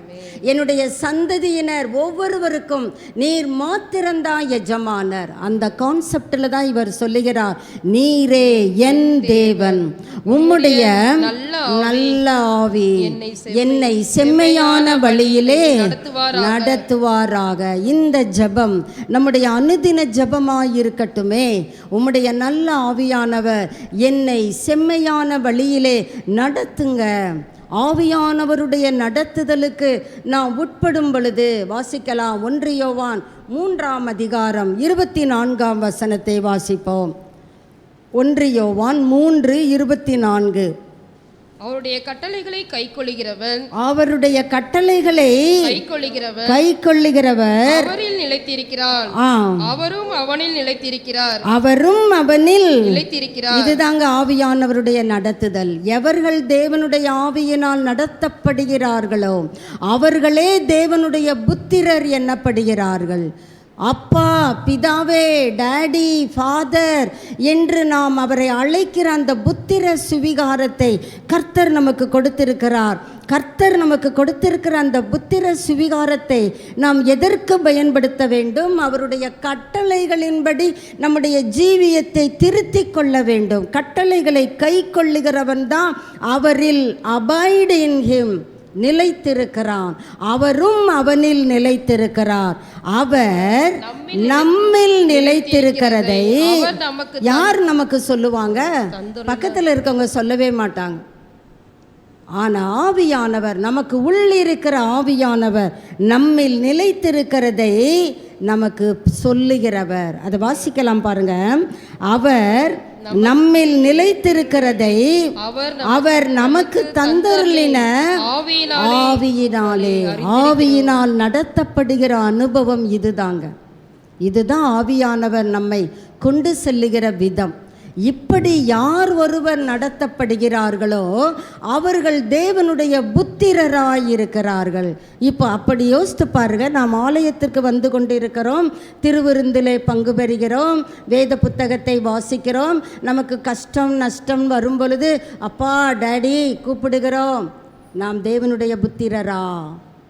அல்லது அவர் என்னில் நிலைத்திருக்கிறார், அவர் என்னில் நிலைத்திருக்கிறதை நான் எப்படி அறிந்திருக்கிறேன்? அவருடைய கட்டளைகளின்படி என் வாழ்க்கையை திருத்திக் கொள்ளுகிறேன், திருத்தி அமைத்து கொள்ளுகிறேன்.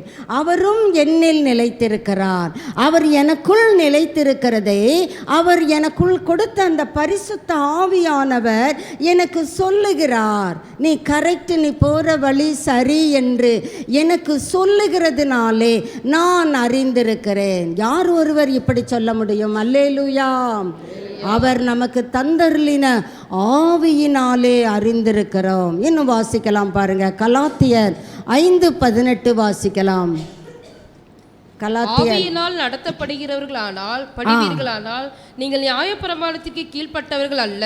பாருங்க, ஆவியினால் நீங்கள் நடத்தப்படுவீர்களானால். அநேக நேரம் நாம் நினைக்கிறோம் நியாயப்பிரமாணம் லா அது கஷ்டம், அந்த லா இப்படி இருக்காத அப்படி இருக்காத, அதை செய்ய இதை செய்ய. அப்படிதான் யூதர்களிலே ஒரு சிலர் இயேசுவை விட்டு தூரம் போய்விட்டார்கள். யார் இந்த உபதேசத்தை கடைப்பிடிக்க முடியும்? இது கடினம், இதை ஏற்றுக்கொள்ள ரொம்ப கஷ்டம். இன்றும் நம்மிலே அநேகருக்கு அந்த வித சிந்தனைகள் ஏற்படுகிறது தானே. கிறிஸ்தவ ஜீவியம் மிகவும் கஷ்டம், இதன்படி வாழ்வதற்கு ரொம்ப போராட வேண்டியதாக இருக்குது. இல்லைங்க, ரொம்ப ஈஸி. எப்பொழுது ஈஸி? அவரால் நடத்தப்படுவோம் என்றால் நிச்சயமாக நாம் நியாயப்பிரமாணத்திற்கு கட்டுப்பட்டவர்கள் அல்ல. அப்படி நான் நியாயப்பிரமாணம் செய்ய வேண்டாமோ? இல்லை இல்லை, நமக்குள் இருக்கிற ஆவியானவர் அந்த நியாயப்பிரமாணத்தின்படி நடப்பதற்கு நமக்கு துணை செய்கிறார், உதவி செய்கிறார். அதுதான் அவருடைய அனுக்கிரகம். இந்த அனுக்கிரகம் எனக்கு வேண்டும் ஆண்டவரே. இந்த காலை வேளையிலே உம்முடைய அனுக்கிரகத்தை பெற்றுக்கொள்ள நான் வாஞ்சிக்கிறேன் ஆண்டவரே. அப்படிப்பட்டவர்கள் கரங்களை பரலோகத்திற்கு நேராக உயர்த்தி உமக்கு மகிமைன்னு சொல்லுவோமே. ஆண்டவர் நம்மை நடத்த சித்தம் கொண்டிருக்கிறார்.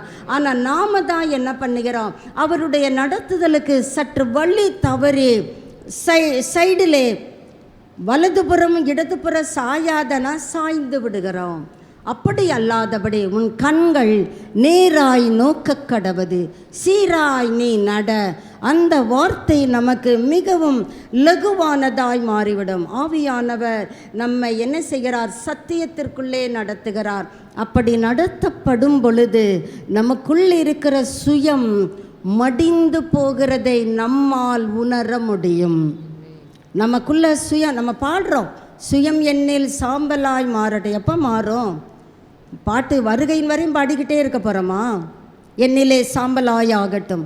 சற்று நாம் நம்முடைய வாழ்க்கையை யோசித்து பார்ப்போம். சுயம் என்னிலே சாம்பலாகி இருக்கிறதா? கர்த்தருடைய அக்கினி சுட்டெரித்து இருக்கிறதா? ஒருவர் நம்மை தகாத காரியங்களை பேசும் பொழுது நமக்குள்ளே இருக்கிற சுயம் எழும்புகிறதே. எப்படி அவர்கள் பேசலாம்? யார் அவர்கள்? அவர்களுக்கு ஏது தைரியம்? சுயம் எழும்புகிறதே. ஆவியானவர் அந்த சுயத்தை சப்ரஸ் பண்ணுவார். ஒன்றை பேசலை, என்ன தான் பேசுகிறாங்க. இப்போ எப்படி இருக்கும் அந்த சுயத்துக்கு? அவரை தானே பேசியிருக்காங்க, நீ ஏன் கோபப்படுற? அவரை தானே அவங்க பேசுகிறாங்க, நீ அமைதலாயிரு. ஆவியானவர் இப்பொழுது சொல்லுவார், ப்ரே ஃபார் தம், பிளஸ் தம், அவர்களை ஆசீர்வதி, அவர்களுக்காக ஜெபம் பண்ணு. இப்படி செய்தால் நீங்கள் தேவனுடைய புத்திரராயிருக்கிறீர்களே. சத்தியத்திற்குள்ளே அன்புக்குள்ளாக நம்ம யார் நேசிக்கிறவர்களை மாத்திரம் நேசிப்பான். அது யார் தான் செய்ய மாட்டா? எல்லாரும் தான் செய்வாங்க. அவங்க எனக்கு செஞ்சுருக்காங்கல்ல, நானும் அவங்களுக்கு செய்யணும். அது நேசம் அல்ல. உனக்கு செய்யாதவங்களுக்கு நீ செய், அதுதான் நேசம். அவங்க எனக்கு ஒன்றுமே செய்யலைங்க, நான் செய்கிறேன் ஆண்டவரே, என் கரங்களை பலப்படுத்தும். கர்த்தர் நம்மை பலப்படுத்தி தைரியப்படுத்தி உற்சாகப்படுத்துகிறவர். அவருடைய பாதைகளிலே நம்மை கொண்டு செல்லுகிறவர். நம்மை பரிசுத்த பாதையிலும் நடத்துகிறவர். சில நேரங்களிலே ஆவியானவர் நம்மை எச்சரிப்பார், இது தவறு, நோ. நமக்குள்ளே இருக்கிற ஆவியானவர் சில நேரம் ரெட் சிக்னல் அடிப்பார். நம்ம அதை அமுக்கி விட்டு, அதெல்லாம் ஒன்றும் இல்லை, அதெல்லாம் தப்பு இல்லை, இது வயசு கோளாறு, இது பருவ கோளாறு, இப்படி நாம் சாக்கு போக்கு சொல்லுவோம் என்றால் நம்முடைய இருதயம் கடினத்தன்மை அடைந்துவிடும். நாள் அடைவிலே பாவமே செய்தாலும் இது பாவம் அல்ல என்கிற கட்டத்திற்குள்ளாக நம்முடைய இருதயம் நம்மை கொண்டு சென்றுவிடும். அவர் எப்படி நடத்துவார் என்பதை வருகிற வசனங்களிலே நம்ம வாசிக்க கேட்கலாம். பாருங்க, கர்த்தர் நம்மை பரிசுத்தத்திலே நடத்துகிறவர். நம்ம கொஞ்சம் அசுத்தம் இருந்தால் கூட நம்மை விட்டு விலகி போய்விடுவார். வேதத்திலே சிம்சோன் என்கிற மனிதனை நாம் நன்கு அறிவோம். கர்த்தரால் நசரேய விரதம் பூண்டவன், கர்த்தரால் அபிஷேகம் பண்ணப்பட்டவன். ஆவியானவர் அவனை கொண்டு பெரிய பெரிய காரியங்களை செய்து கொண்டு வருகிறார். இவனை கர்த்தர் சொல்கிறாரு, நீ நஸ்ரேய விரதம் இருக்க வேண்டும். அப்பா அம்மா சொல்லி தான் வளர்க்குறான். திடீர்னு பிள்ளையாண்டான் வருகிறான் பெற்றோரிடத்தில், எனக்கு அந்த பெண்ணை போய் கேளுங்கள். உடனே அவங்க சொல்கிறாங்க, கொஞ்சம் பொறு, உனக்கு இப்படிப்பட்ட விரதம் உண்டு. இல்லை, ஏன் அந்த பெண்ணை மாத்திரம் கேட்கிறாய்? அங்கே அவன் சொல்லுகிறான், அவள் என் கண்களுக்கு இனிமையாயிருக்கிறாள். கண்ணு பார்வையிலே அவ எனக்கு வேணும், அவ எனக்கு வேணும். பாருங்கள், நீங்கள் அந்த புஸ்தகத்தில் நியாயாதிபதிகளிலே 13 வரைக்கும் வாசித்து பாருங்கள். ஆவியானவர் அவனை விட்டு விலகிவிட்டார் என்பதை நாம் அங்கே வாசிக்க முடிகிறது. தன்னை விட்டு விலகினதை அவன் அறியக்கூடவில்லை. பாவம் இருக்கிற இடத்திலே ஆவியானவர் சற்றும் தங்குவதை விரும்புகிறவர் அல்ல. அவர் பாவத்தை பார்க்க மாட்டாத சுத்த கண்களை உடையவர். நாம் எப்பொழுதெல்லாம் அறிந்தோ அறியாமலோ தவறு செய்வோம் என்றால் ஆவியானவர் நம்மை மென்மையாக எச்சரிப்பார். அந்த எச்சரிப்புக்கு நாம் செவி சாய்க்க மறுத்து விடுவோம் என்றால் விலகி போய்விடுவார். அசுத்தம் இருக்கிற இடத்திலே நான் வாசம் பண்ணுவது எப்படி? அதுதான் ஆவியானவருடைய குரல். நம்மை ஆவியானவர் பலருக்கும் பயன் தரக்கூடிய விதங்களிலே நம்மை நடத்துகிற கர்த்தர். எப்படி ஆவியானவர் அவர் என்னை நடத்துகிறார் என்பதை நான் அறிந்து கொள்ள முடியும்? ஆண்டவரோடு கொண்டிருக்கிற உறவிலே நான் வலுப்படுவேன் என்றால், ஸ்திரப்படுவேன் என்றால், அந்த உறவு, அந்த ஐக்கியம் எனக்கு எதை கொண்டு வருகிறது? சந்தோஷத்தை கொண்டு வருகிறது. பார்க்கும் பொழுது நிந்தைகள் தான், கண் பார்க்கும் பொழுது அவமானங்கள் தான். ஆனால் உள்ளத்தின் அடித்தளத்திலே இழப்புகள் வழியாக போனாலும் கூட மனதின் அடித்தளத்திலே சமாதானம் நதியாய் பொங்கி வருகிறதை ஆவியானவர் நமக்கு உணர்த்துகிறதை நாம் நன்கு அறிய முடியும். அதுதாங்க ஆண்டவர் நம்மை கொண்டு செல்லுகிறார். பயந்து பயந்து அல்ல, ஐயோ ஆண்டவர் அடிச்சிருவார், ஐயோ ஆண்டவர் நம்மை விட்டு தூரம் போய்விடுவார், பயப்பட வேண்டியதோ அல்லது அது ஒரு அடிமைத்தனம் என்றோ அல்லவே அல்ல. கர்த்தர் மீது வைத்திருக்கிற அன்பிலே நான் இன்னும் அவரோடு நெருங்கி சேருகிறேன். இன்னும் கிட்ட கிட்ட நான் அவர் கூட சேரும் பொழுது அவரை நான் தைரியமாக அப்பா என்று உரிமையுடன் அழைக்க முடிகிறது. ரோட்டில் போகிற நபரை அப்பா என்று சொல்லலாம், அவரும் திரும்பி பார்ப்பார், ஸ்மைல் பண்ணிட்டு போவார். ஆனால் என்னுடைய சொந்த தகப்பனை அப்பா என்று அழைக்கிற விதம் வேறு தானே. கர்த்தருடைய ஆவியானவரை நான் அப்பா, டேடி என்று அழைக்கும் பொழுது அவர் எனக்கு கொடுக்குற அந்த அடாப்ஷன், ரோம சாம்ராஜ்யத்திலே இந்த அடாப்ஷனை குறித்து நாம் சற்று பார்க்கும் பொழுது ரொம்ப ஆச்சரியமாக இருக்குது. பவுல் அப்போஸ்தலன் அழகா ஏன் ரோம சபைக்கு எழுதுகிறார் என்றால், ரோமர்களுடைய காலங்களிலே அந்த நடைமுறை வழக்கத்தில் இருந்திருக்கிறது. யார் ஒருவரை தன்னுடைய புத்திரனாக புத்திரியாக சுவிகாரம் எடுத்துக்கொள்ளுகிறார்களோ, தான் பெற்றெடுத்த பிள்ளைக்கு என்ன சுதந்திரம் உண்டோ அத்தனை பாத்தியதைகளும் அந்த சுவிகாரம் எடுத்துக்கொண்ட பிள்ளைக்கும் உண்டு. இதை தான் பவுல் மனதில் கொண்டு ஆவியானவர் நம்மை புத்திர சுவிகாரத்தை கொடுத்திருக்கிறார். நம்ம தைரியமாக அவரை என்ன சொல்லி அழைக்கலாம்? அப்பா என்று அழைக்கலாம். நீங்கள் மனதில் இருந்த தகப்பனேன்னு சொல்லி கூப்பிட்டு பாருங்க. கர்த்தர் இதோ இருக்கிறேன் என்று சொல்லுகிறதை உங்களால் கேட்க முடியும். புத்திர சுவிகாரத்தின் ஆவியை நான் பெற்றிருக்கிறேன் என்று நம்மிலே எத்தனை பேர் சொல்லுவோம்? அல்லேலூயா, கர்த்தருக்கே மகிமை உண்டாகட்டும். இந்த மனம் திரும்புதலை குறித்து இயேசு கிறிஸ்து என்ன கூறுகிறார்? சற்று நாம் அதிலே போய் பார்க்கலாம். யோவான் 3ஆம் அதிகாரம் 3, 5, 8 வசனங்களை வாசிக்கலாம். இயேசு அவனுக்கு பிரதித்திரமாக, ஒருவன் மறுபடியும் பிறவாவிட்டால் தேவனுடைய ராஜ்யத்தை காண மாட்டான். வாசிக்கலாம். மெய்யாகவே மெய்யாகவே உனக்கு சொல்லுகிறேன் என்றார். அதற்கு நிக்கோதேமு, இவைகள் எப்படி ஆகும் என்றான். இயேசு அவனை நோக்கி, நீ இஸ்ரவேலில் போதகனாய் இருந்தும் இவைகளை அறியாமல் இருக்கிறாயா? மெய்யாகவே மெய்யாக. 5வது வசனத்துக்கு வருவோம். இயேசு பிரதியுத்தரமாக, ஒருவன் ஜலத்தினாலும் ஆவியினாலும் எப்படி மறுபடியும் பிறக்கிறது என்பது நிக்கோதேமு பைபிள் டீச்சர், வேதபாரகன். நீங்கள் அதை முதல்ல பார்த்தீங்கன்னா நல்லா தெரியும். யூதருக்குள்ளே அதிகாரி, நல்ல ஒரு ஹையர் ரேங்க், பொலிட்டிக்கலாக நல்ல ஒரு போஸ்டில் இருக்கிறவர். ராத்திரி வருகிறார். ஏன்? மற்றவர்கள் தன்னை அவமதிப்பார்கள், நிந்திப்பார்கள். ராத்திரி போனால் நிறைய நேரம் அவர் கூட உட்கார்ந்து நிறைய சந்தேகங்களை தெளிவாக்கி கொள்ளலாம்.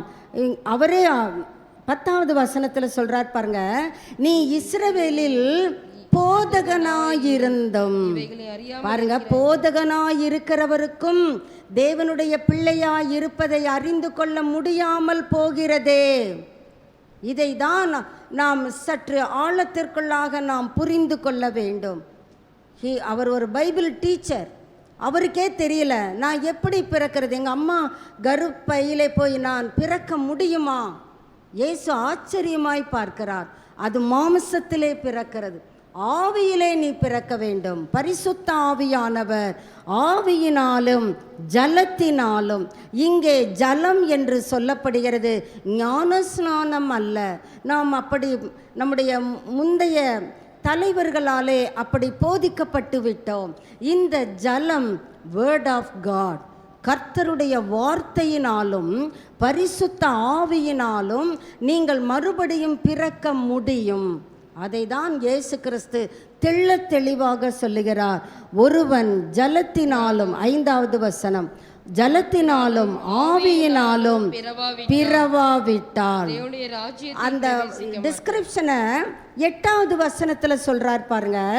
காற்றானது பாருங்க, வார்த்தையை நம்ம வாசிக்கிறோம், அது ஒரு ஆவியிலே தானே வாசிக்கிறோம். அது நம்முடைய மனதிலே ஆவியிலே தானே ஒர்க் அவுட் ஆகிறது. காற்றானது தனக்கு இஷ்டமான இடத்திலே வீசுகிறது. காத்து சத்தத்தை எப்படி கேட்குறோம்? காத்து சத்தத்தை கேட்கறது எப்படி? மரம் அசைகிறத வச்சு சொல்கிறோம். மரமெல்லாம் அசைது, காத்தடிக்குது. மர இலைகளினுடைய சத்தத்தை வைத்துதான் இது காற்றின் சத்தம் என்று நிதானித்துக் கொள்ளுகிறோம். ஆகிலும் இன்ன இடத்திலிருந்து வருகிறது என்றும் இன்ன இடத்துக்கு போகிறது. அந்த காத்து எங்க போகுது? நம்ம யாராவது அதை யோசித்திருக்கிறோமா? காத்து அடிச்சா போதும், காத்து கிடைச்சா போதும். காத்து எங்க இருந்து வந்தா எனக்கு என்ன, எங்க போனா எனக்கு என்ன, அதை ஏற்றுக்கொள்ளுகிறோம். ஆவியினால் பிறக்கிறதை ஏற்றுக்கொள்ள நமக்கு முடியவில்லையே. கர்த்தரே ஆச்சரியப்படுகிறார். இஸ்ரவேலிலே போதகனாய் இருந்தும் இதை அறியாமல் இருக்கிறாயா? அது எப்படி ஆண்டவரே ஆகும்? ஆனால் நிக்கோதேமுவே ஒரு வகையிலே நாம் பாராட்டியே ஆக வேண்டும். உண்மையாக கர்த்தரிடம் தன்னுடைய சந்தேகத்தை வைக்கிறான். நான் மறுபடியும் அம்மா ஊம்பில் போய் பிறக்க முடியுமா கேட்கிறான். இல்லப்பா, நீ வார்த்தையினாலே பரிசுத்த ஆவியானவராலே நீ மறுபடியும் பிறக்க முடியும். மறுபடியும் இவருக்கு ஒரு சந்தேகம் வருது. காற்றை கொண்டு கர்த்தர் விளக்குகிறார், அது எப்படி தெரியலையே. என்னப்பா, எல்லாருக்கும் வேதாகமத்தை போதிக்கிற உனக்கு இது தெரியலையேப்பா. அங்க அடுத்து 11வது வசனத்திலே சொல்லுகிறார், மெய்யாகவே மெய்யாகவே நான் உனக்கு சொல்லுகிறேன், நாங்கள் அறிந்திருக்கிறதை சொல்லி நாங்கள் கண்டதை குறித்து சாட்சி கொடுக்கிறோம். நீங்களோ எங்கள் சாட்சியை ஏற்றுக்கொள்கிறதில்லை. பூமிக்கு அடுத்த காரியங்களை சொல்லும் போதே உங்களுக்கு புரியலையேப்பா, பரம காரியங்களை எப்படி நீங்க நம்ப போறீங்க? எளிதான உதாரணம், காற்றை பார்க்க முடியல, ஆனால் உணர்கிறோம் தானே. நான் பார்க்கல, அதனால நான் நம்ப மாட்டேன். நான் கண்ணிட்டு பார்த்தாதான் நான் நம்புவேன். நம்மளே எத்தனை பேர் சொல்ல முடியும்? நீ பார்த்தாலும் நீ நம்பினாலும் நம்பவில்லை என்றாலும் காற்று தான். காற்று நம்மேல் வீசுகிறதை நாம் உணரதான் முடியும்.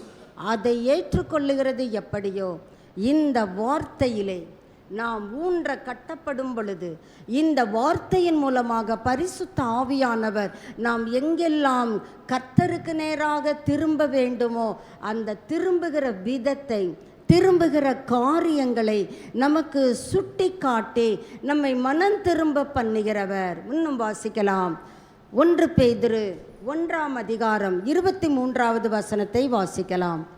1 பேதுரு 1:23. அழிவுள்ள வித்தினாலே அழிவுள்ள வித்தினாலே அல்ல, என்றென்றைக்கும் நிற்கிறது, என்றென்றைக்கும் நிற்கிறதும் ஜீவனுள்ளதுமான தேவ வசனம். அந்த ஜலம் இதுதாங்க. ஆண்டவர் இயேசு ஜலம் என்று குறிப்பிடுகிறாரே, அந்த ஜலம் 1 பேதுரு 1:23 சொல்லப்படுகிற என்றென்றைக்கும் நிற்கிறது, அழிவில்லாதது, ஜீவனுள்ளதாகிய தேவ வசனம். இந்த வசனத்தினாலே நீங்கள் என்ன செய்திருக்கிறீர்கள்? மறுபடியும். அந்த பதத்தை பாருங்க. ஜெனிப்பிக்கப்படலை. ஜெனிப்பிக்கப்பட்டது குழந்தை பிறந்துருச்சு. என்ன குழந்தை? பாய் பேபியா கேர்ள் பேபியா? அந்த பிறப்பை சொல்லவில்லை. மறுபடியும் நாம் ஒவ்வொருவரும் கிறிஸ்துவுக்குள்ளாக மறுபடியும் பிறக்க வேண்டிய அவசியம் வேதம் நமக்கு வலியுறுத்துகிறது.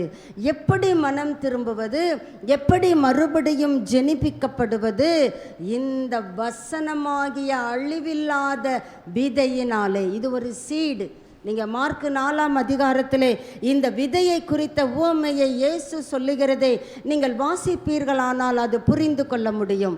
யாக்கோபு 1:18 வாசிக்கலாம். யாக்கோபு 1:18 எபிரேயருக்கு அடுத்தாற்போல் இருக்கிற புஸ்தகம். யாக்கோபு 1:18.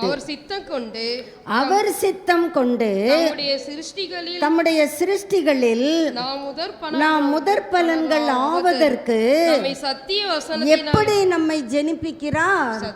வேர்ட் ஆஃப் காட், சத்திய வசனத்தினாலே.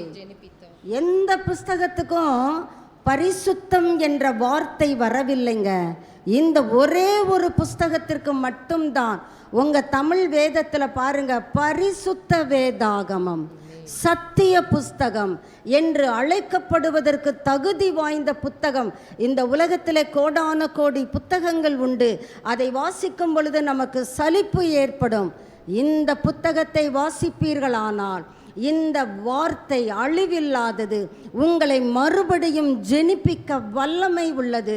இந்த வார்த்தையின் வல்லமையை உங்கள் வாழ்க்கையிலே நீங்கள் அனுபவிக்கும் பொழுது நீங்கள் யாராக மாறுகிறீர்கள்? தேவனுடைய புத்திரராய் மாறுகிறீர்கள். இன்னும் வாசிக்கலாம். தீத்து 3ஆம் அதிகாரம் 5ஆம் வசனம். நாம் செய்த நீதியின் கிரிகள் நிமித்தம் நம்மிலே அநேக நம்முடைய நற்கிரியைகளை குறித்து மேன்மை பாராட்டுகிறோம். நான் நல்லது தான் செஞ்சுக்கிட்டு இருக்கிறேன், அந்த தர்மம் தலை காக்கும். நம்ம அப்படித்தானே சொல்லுகிறோம். நான் செய்கிற காரியம் எனக்கு புண்ணியத்தை கொண்டு வரும். இங்கே அழகாக தீத்து 3:5 பார்க்கிறோம். நாம் செய்த நீதியின் கிரியைகளின் நிமித்தம் அவர் நம்மை ரட்சியாமல் தமது இரக்கத்தின்படியே மறுஜென்ம முழுக்கினாலும் பரிசுத்த ஆவியினுடைய புதிதாக்குதலினாலும் நம்மை ரட்சிக்கிறவர். பரிசுத்த ஆவியானவரையும் நாம் புதுப்பித்து கொண்டே இருக்க வேண்டும். என்னைக்கோ பெற்றுக்கொண்ட அபிஷேகத்தை 15 வருஷம் கழித்து சொல்லிக்கிட்டே இருக்கக்கூடாது. நாங்கள் அன்னைக்குங்க அப்படிங்க இல்லைங்க, இன்னைக்கு எப்படிங்க. அதை தான் வேதம் நம்மிடத்தில் எதிர்பார்க்கிறது. நம்முடைய இருக்கிற ஆவியானவரை ஒவ்வொரு நிமிடத்திலும் ரெனியூ பண்ணி கொள்ள வேண்டும். ஆண்டவருக்குள்ளாக பரிசுத்தத்தின் மேல் பரிசுத்தம் நம்முடைய ஜீவியம் கொண்டு செல்லப்படும் பொழுது மகிமை மேல் மகிமை. அதுதான் பரிசுத்த ஆவியானவருடைய புதிதாக்குதல். ரோமர் 6ஆம் அதிகாரம் முதல் 11 வசனங்களை நீங்கள் நோட் பண்ணி கொள்ளுங்க. வீடுகளிலே சென்று தியானித்து பாருங்க. அதில் 2வது வசனத்தை வாசிக்கலாம். பாவத்துக்கு மரித்து கொண்டிருக்கிறல்ல, உயிர் பிரிஞ்சிச்சுன்னா அதுக்கு பேர் என்ன? கார்ப்ஸ் என்று சொல்லுகிறோம். இப்போ அந்த கார்ப்ஸை பார்த்து நம்ம அடிக்கிறோம். டேய் வலிக்குதுப்பா, மெல்ல அடிப்பா பேசுகிறதா? அந்த கார்ப்ஸை பார்த்து சொல்லுகிறோம், யோ பத்திரத்தெல்லாம் எங்கேயா வச்சுட்டு போன? ஐயோ மறந்துட்டேன், அந்த பீரோவில் அந்த உள்ளே இருக்கிற லாக்கரில் பாரு சொல்லிட்டு டபக்குன்னு கண்ணை மூடிக்கிடுதா? கார்ப்ஸ் ஒன்ஸ் ஃபார் ஆல் முடிஞ்சிச்சுன்னா முடிஞ்சது தான்.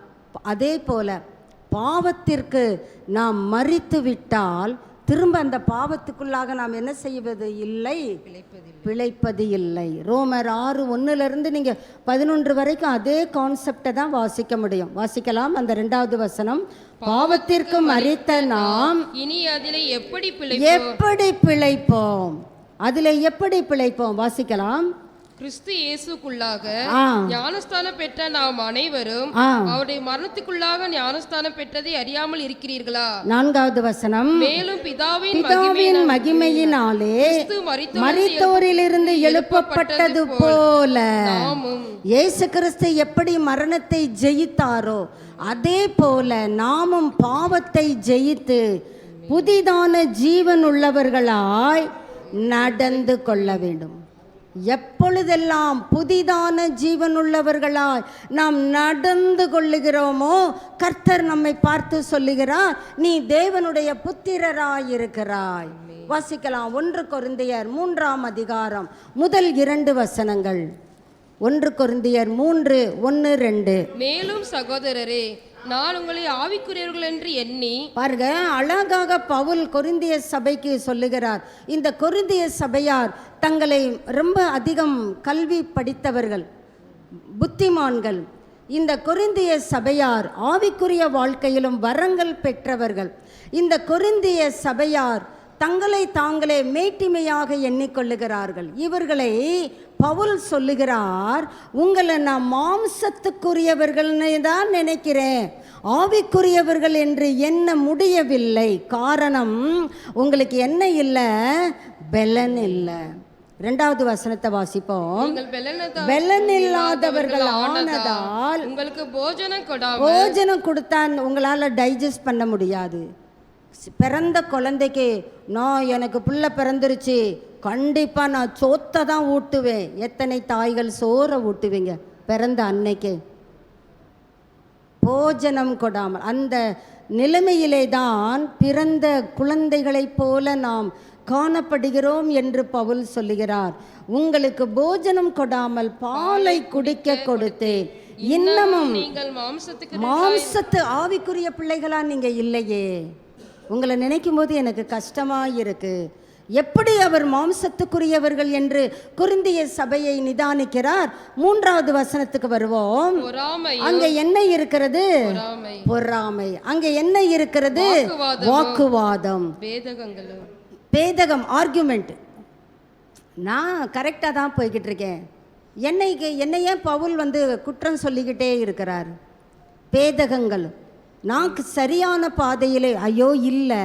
பவுல் கொரிந்திய சபையை பார்த்து சொல்லுகிறார், உங்களுக்குள்ளே பொறாமை இருக்கு, வாக்குவாதம் இருக்கு, பேதகங்கள் இருக்கு. அதனால நீங்க யாரு? மாம்சத்துக்கு உரியவர்கள், மனுஷ மார்க்கமாய் நடக்கிறவர்கள், தேவனுடைய புத்திரர் அல்ல என்பதை மறைமுகமாக அங்கே சொல்லுகிறார். 2 கொரிந்தியர் 5:17 வருவோமே. இப்படி இருக்க ஒருவன் யாருக்குள்ள இருக்கணும்?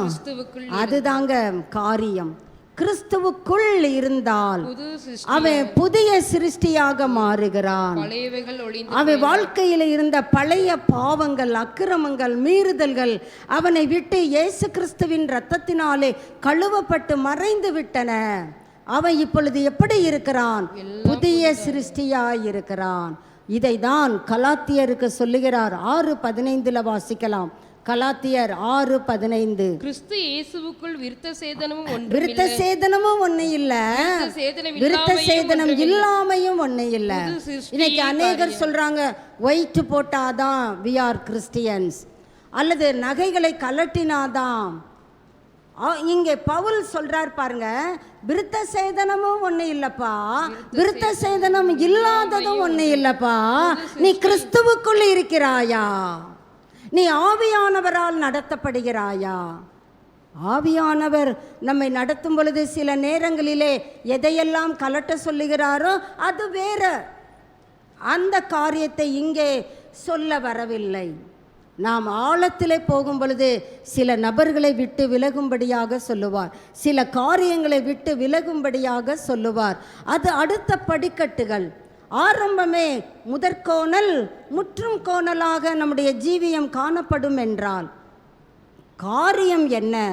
நீ கிறிஸ்துவுக்குள் இருக்கிறாயா? ஆவியானவரால் நடத்தப்படுகிறாயா? புது சிருஷ்டியே காரியம். எது காரியம்? New creation. நீ உனக்குள்ளே ஒரு புதிய சிருஷ்டிப்பு ஏற்பட்டிருக்கிறதா? எபேசியர் 4ஆம் அதிகாரம். அந்த புதிய சிருஷ்டிப்பு எப்படி ஏற்படுகிறது?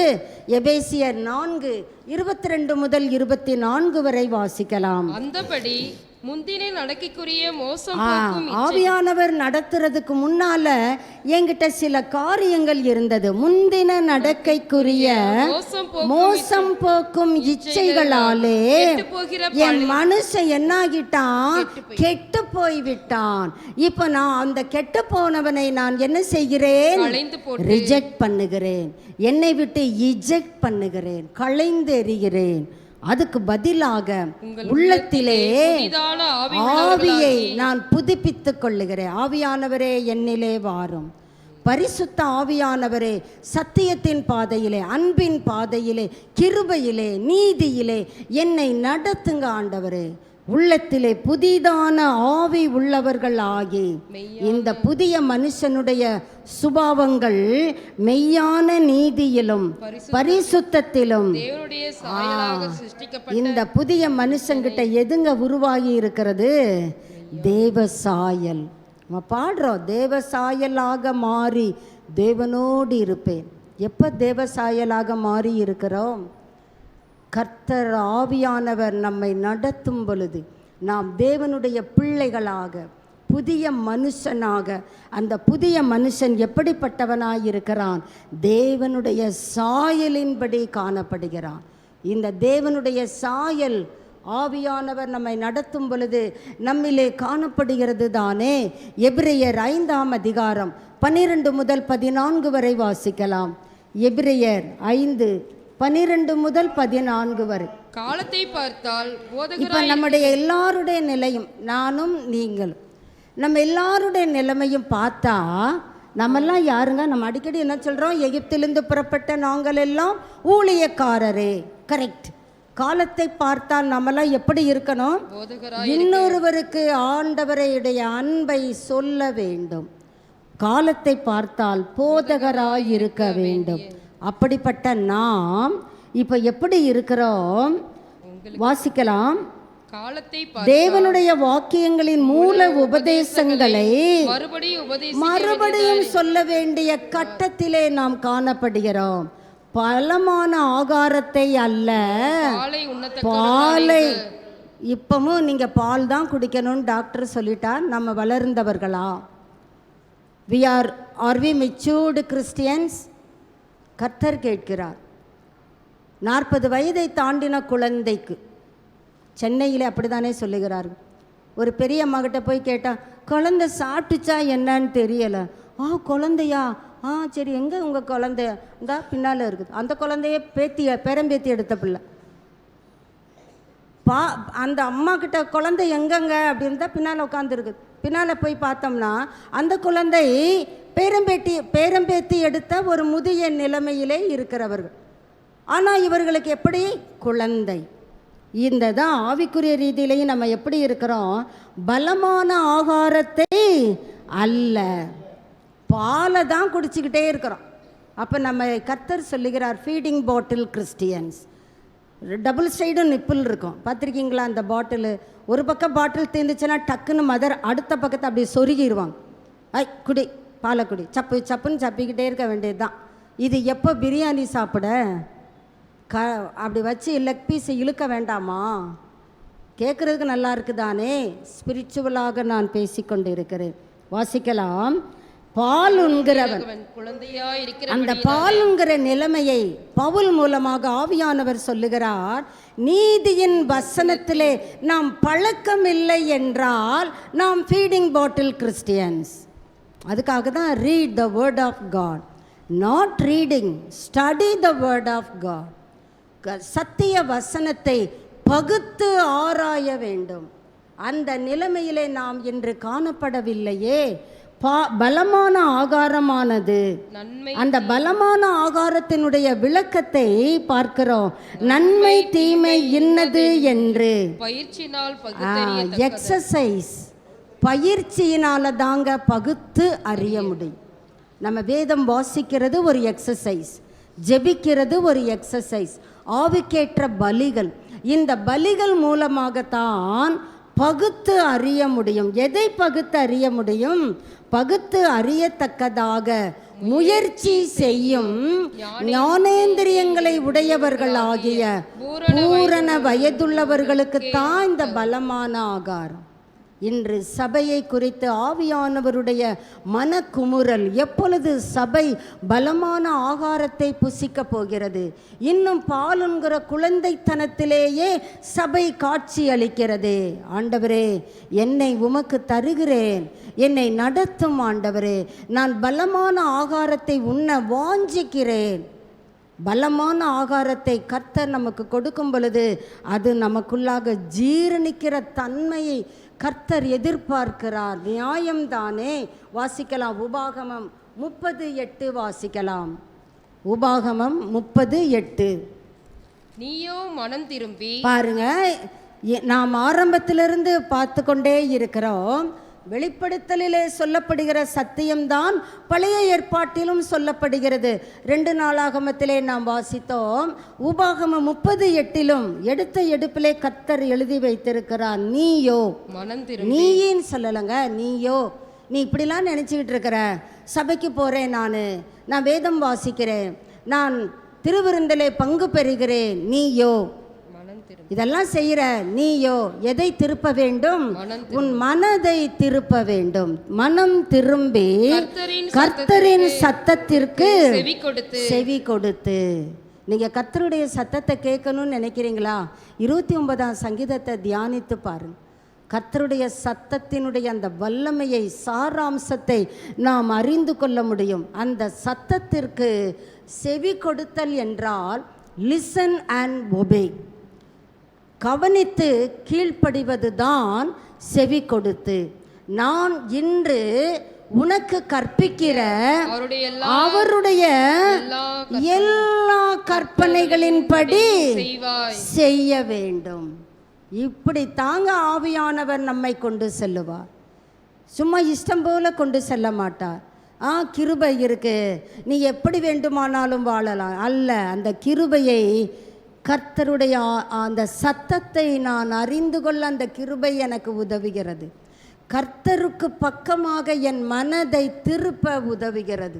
கர்த்தருக்குள்ளாக என் கெட்டுப்போகிற பழைய மனுஷனை நான் இஜெக்ட் பண்ண எனக்கு அந்த கிருபை உதவுகிறது.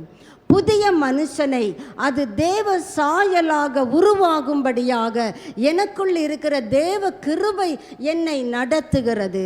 இப்படி யார் ஒருவர் நடத்தப்படுவார் என்றால் அவர்கள்தான் தேவனுடைய புத்திரர் எண்ணப்படுவார்கள்.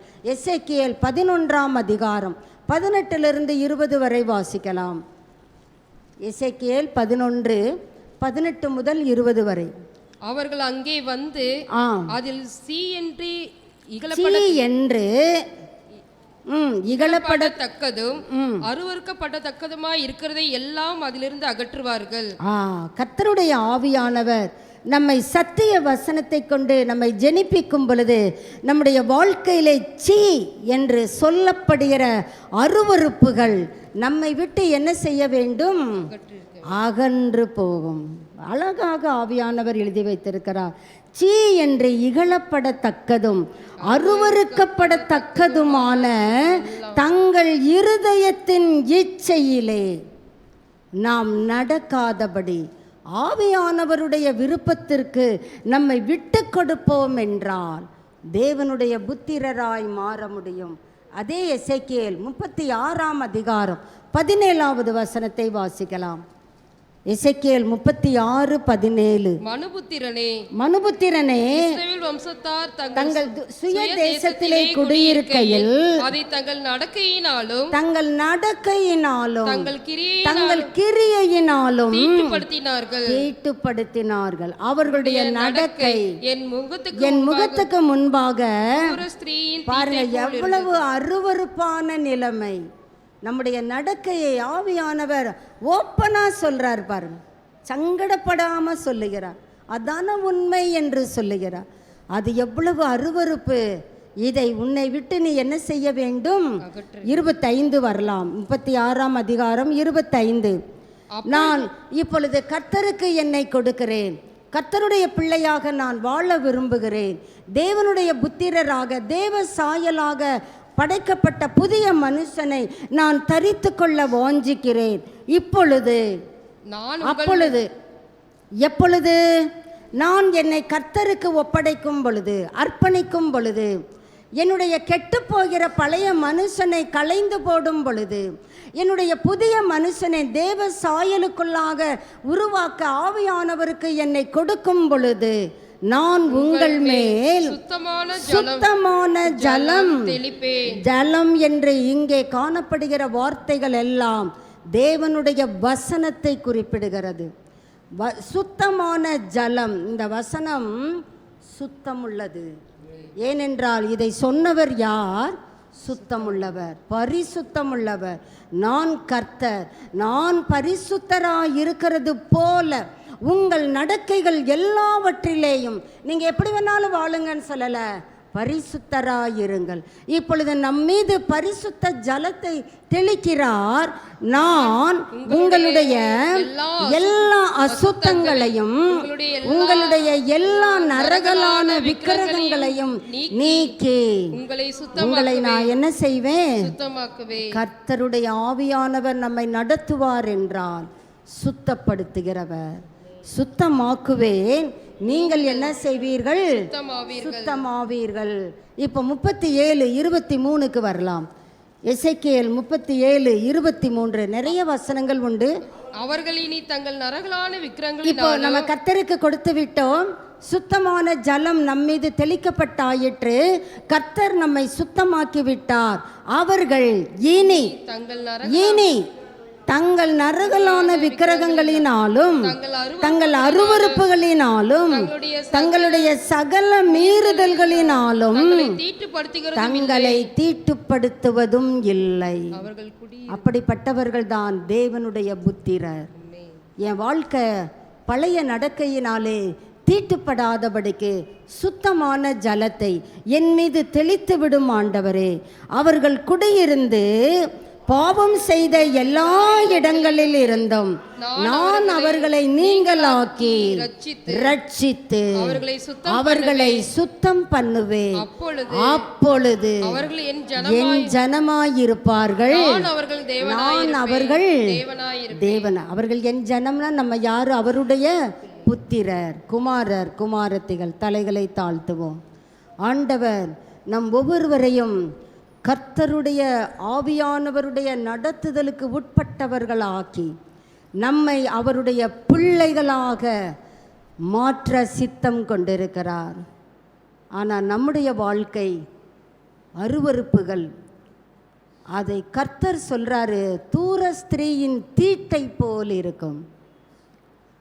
கர்த்தர் அருவருக்கிற நம்முடைய பழைய நடக்கைகளை நம்மை விட்டு அகற்றுவோமே. ஊற்றுங்க, உங்கள் இரக்கம் எனக்கு கிடைக்கட்டும். நான் ஜாக்கிரதையாயிருந்து மனம் திரும்ப விரும்புகிறேன். Thank you Lord, thank you Jesus, thank you Lord. கர்த்தர் வார்த்தையை நான் கேட்டேன், கர்த்தர் சத்தத்தை நான் கேட்டேன். அப்படி சொல்லுகிற பிள்ளைகள் கர்த்தரை ஸ்தோத்தரிப்போமே. Thank you Jesus, Thank you Lord, thank you Lord, hallelujah. இயேசுவே, உங்கள் வருகையின் நாளிலே நான் எடுத்துக்கொள்ளப்படத்தக்கதாக, நான் உயிர் வாழ்கிற இந்த நாட்களிலே உம்முடைய புத்திரராக என்னை சுவிகாரம் பண்ணி இருக்கிறீரே. நன்றி ஆண்டவரே, நன்றி செலுத்துகிறோம், நன்றி செலுத்துகிறோம். சுத்த ஜலத்தை என் மீது தெளித்து விடுங்கப்பா. ஜலத்தினாலும் ஆவியினாலும் பிறவாவிட்டால் we cannot enter into the kingdom of God. உம்முடைய ராஜ்யத்துக்குள்ளே நான் பிரவேசிக்க விரும்புகிறேன். Thank you Jesus, thank you Lord. நன்றி அப்பா.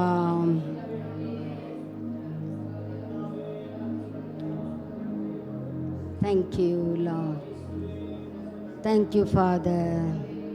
கொஞ்ச நேரம் கர்த்தரை ஸ்தோத்திரிப்போமே. நம்மை மனம் திரும்பும்படி நம்மை மென்மையாய் அழைக்கிற கர்த்தருக்கு நன்றி செலுத்துவோமே. உங்கள் சத்தத்துக்கு நான் அடிபணிகிறேன் ஆண்டவரே. எந்த இடத்திலெல்லாம் நான் திரும்ப வேண்டும் என்று நீர் விரும்புகிறீரோ அந்த இடத்திலெல்லாம் அப்பா எல்லா அருவருப்புகளையும் விட்டு என்னை அகற்றி ஆண்டவர் உம்முடைய சுத்த ஜலத்தால் ஒரு விசை கூட என்னை கழுவுங்கப்பா. கழுவி என்னை மாசற்ற சபையாக, குற்றமில்லாத சபையாக, மகிமையுள்ள சபையாக உமக்கு முன் நிறுத்தும்படி எனக்காக தம்மையே ஒப்பு கொடுத்தீரே. நன்றி ஆண்டவரேன்னு சொல்லுவோம், நன்றி ஐயான்னு சொல்லுவோம். Thank you Lord. Hallelujah, hallelujah, hallelujah. Thank you Lord. நல்ல தகப்பனே உம்மை ஸ்தோத்திரிக்கிறோம். உம்முடைய வார்த்தை எங்களுக்குள்ளே பிரவேசிக்கும் பொழுது எங்களை உம்முடைய பிள்ளைகளாக மாற்றுகிறீரே. நன்றி அப்பா. சத்திய வசனத்தினாலே எங்களை ஜெனிப்பிக்கிறவரே உம்மை ஸ்தோத்தரிக்கிறோம் ஐயா, உம்மை ஸ்தோத்தரிக்கிறோம். எங்கள் ஒவ்வொருவரையும் உம்முடைய கரத்திலே கொடுக்கிறோம் ஐயா. எங்களை மீண்டுமாக ஆண்டவரே உமக்குள்ளாக பாலுண்கிற குழந்தையாய் அல்ல ஆண்டவரே, பலமான ஆகாரத்தை நாங்கள் பயிற்சியினால் முயற்சியினால் அடைந்து கொள்ளத்தக்கதாக வேத வசனத்தை தியானிக்க ஜெபிக்க கர்த்தருடைய ஆவியானவர் எங்கள் ஒவ்வொருவருக்கு அனுக்கிரகம் பண்ணுவீராக. அப்படியே செய்து ஒவ்வொரு குடும்பத்தையும் நீர் ஆசீர்வதிப்பீராக, ஆசீர்வதிப்பீராக. உம்முடைய ஆசீர்வதிக்கிற கரம் ஒவ்வொரு குடும்பத்திலும் பெரிதானவைகளை நடப்பிக்கட்டும் ஆண்டவரே. இதற்கு விரோதமாய் எழும்புகிற எல்லா சத்துருவினுடைய ஆலோசனைகளும் இயேசுவின் நாமத்தினாலே அதமாவதாக. உம்முடைய ஆலோசனைக்கு நாங்கள் கீழ்ப்படுகிறோம், செவி கொடுக்கிறோம் ஐயா. எங்களை தாழ்த்தி அர்ப்பணிக்கிறோம். எங்களை தொடர்ந்து உம்முடைய வசனத்தின்படி அழிவில்லாத வித்தினாலே எங்களை நடத்துவீராக. தேவனுடைய புத்திரராய் எங்கள் ஒவ்வொருவரையும் உருவாக்குவீராக. கெட்டு போகிற பழைய மனுஷன் எங்களை விட்டு களைந்தெறியப்படுவானாக. நீர் மாத்திரம் எங்கள் மூலமாய் மகிமைப்படணும் ஐயா. உம்மை ஸ்தோத்தரித்து மகிமைப்படுத்துகிறோம். துதி கன மகிமை யாவற்றையும் உமக்கே கொடுக்கிறோம். இயேசு கிறிஸ்துவின் நாமத்தில் ஜெபம் கேளும் பிதாவே, ஆமேன், ஆமேன்.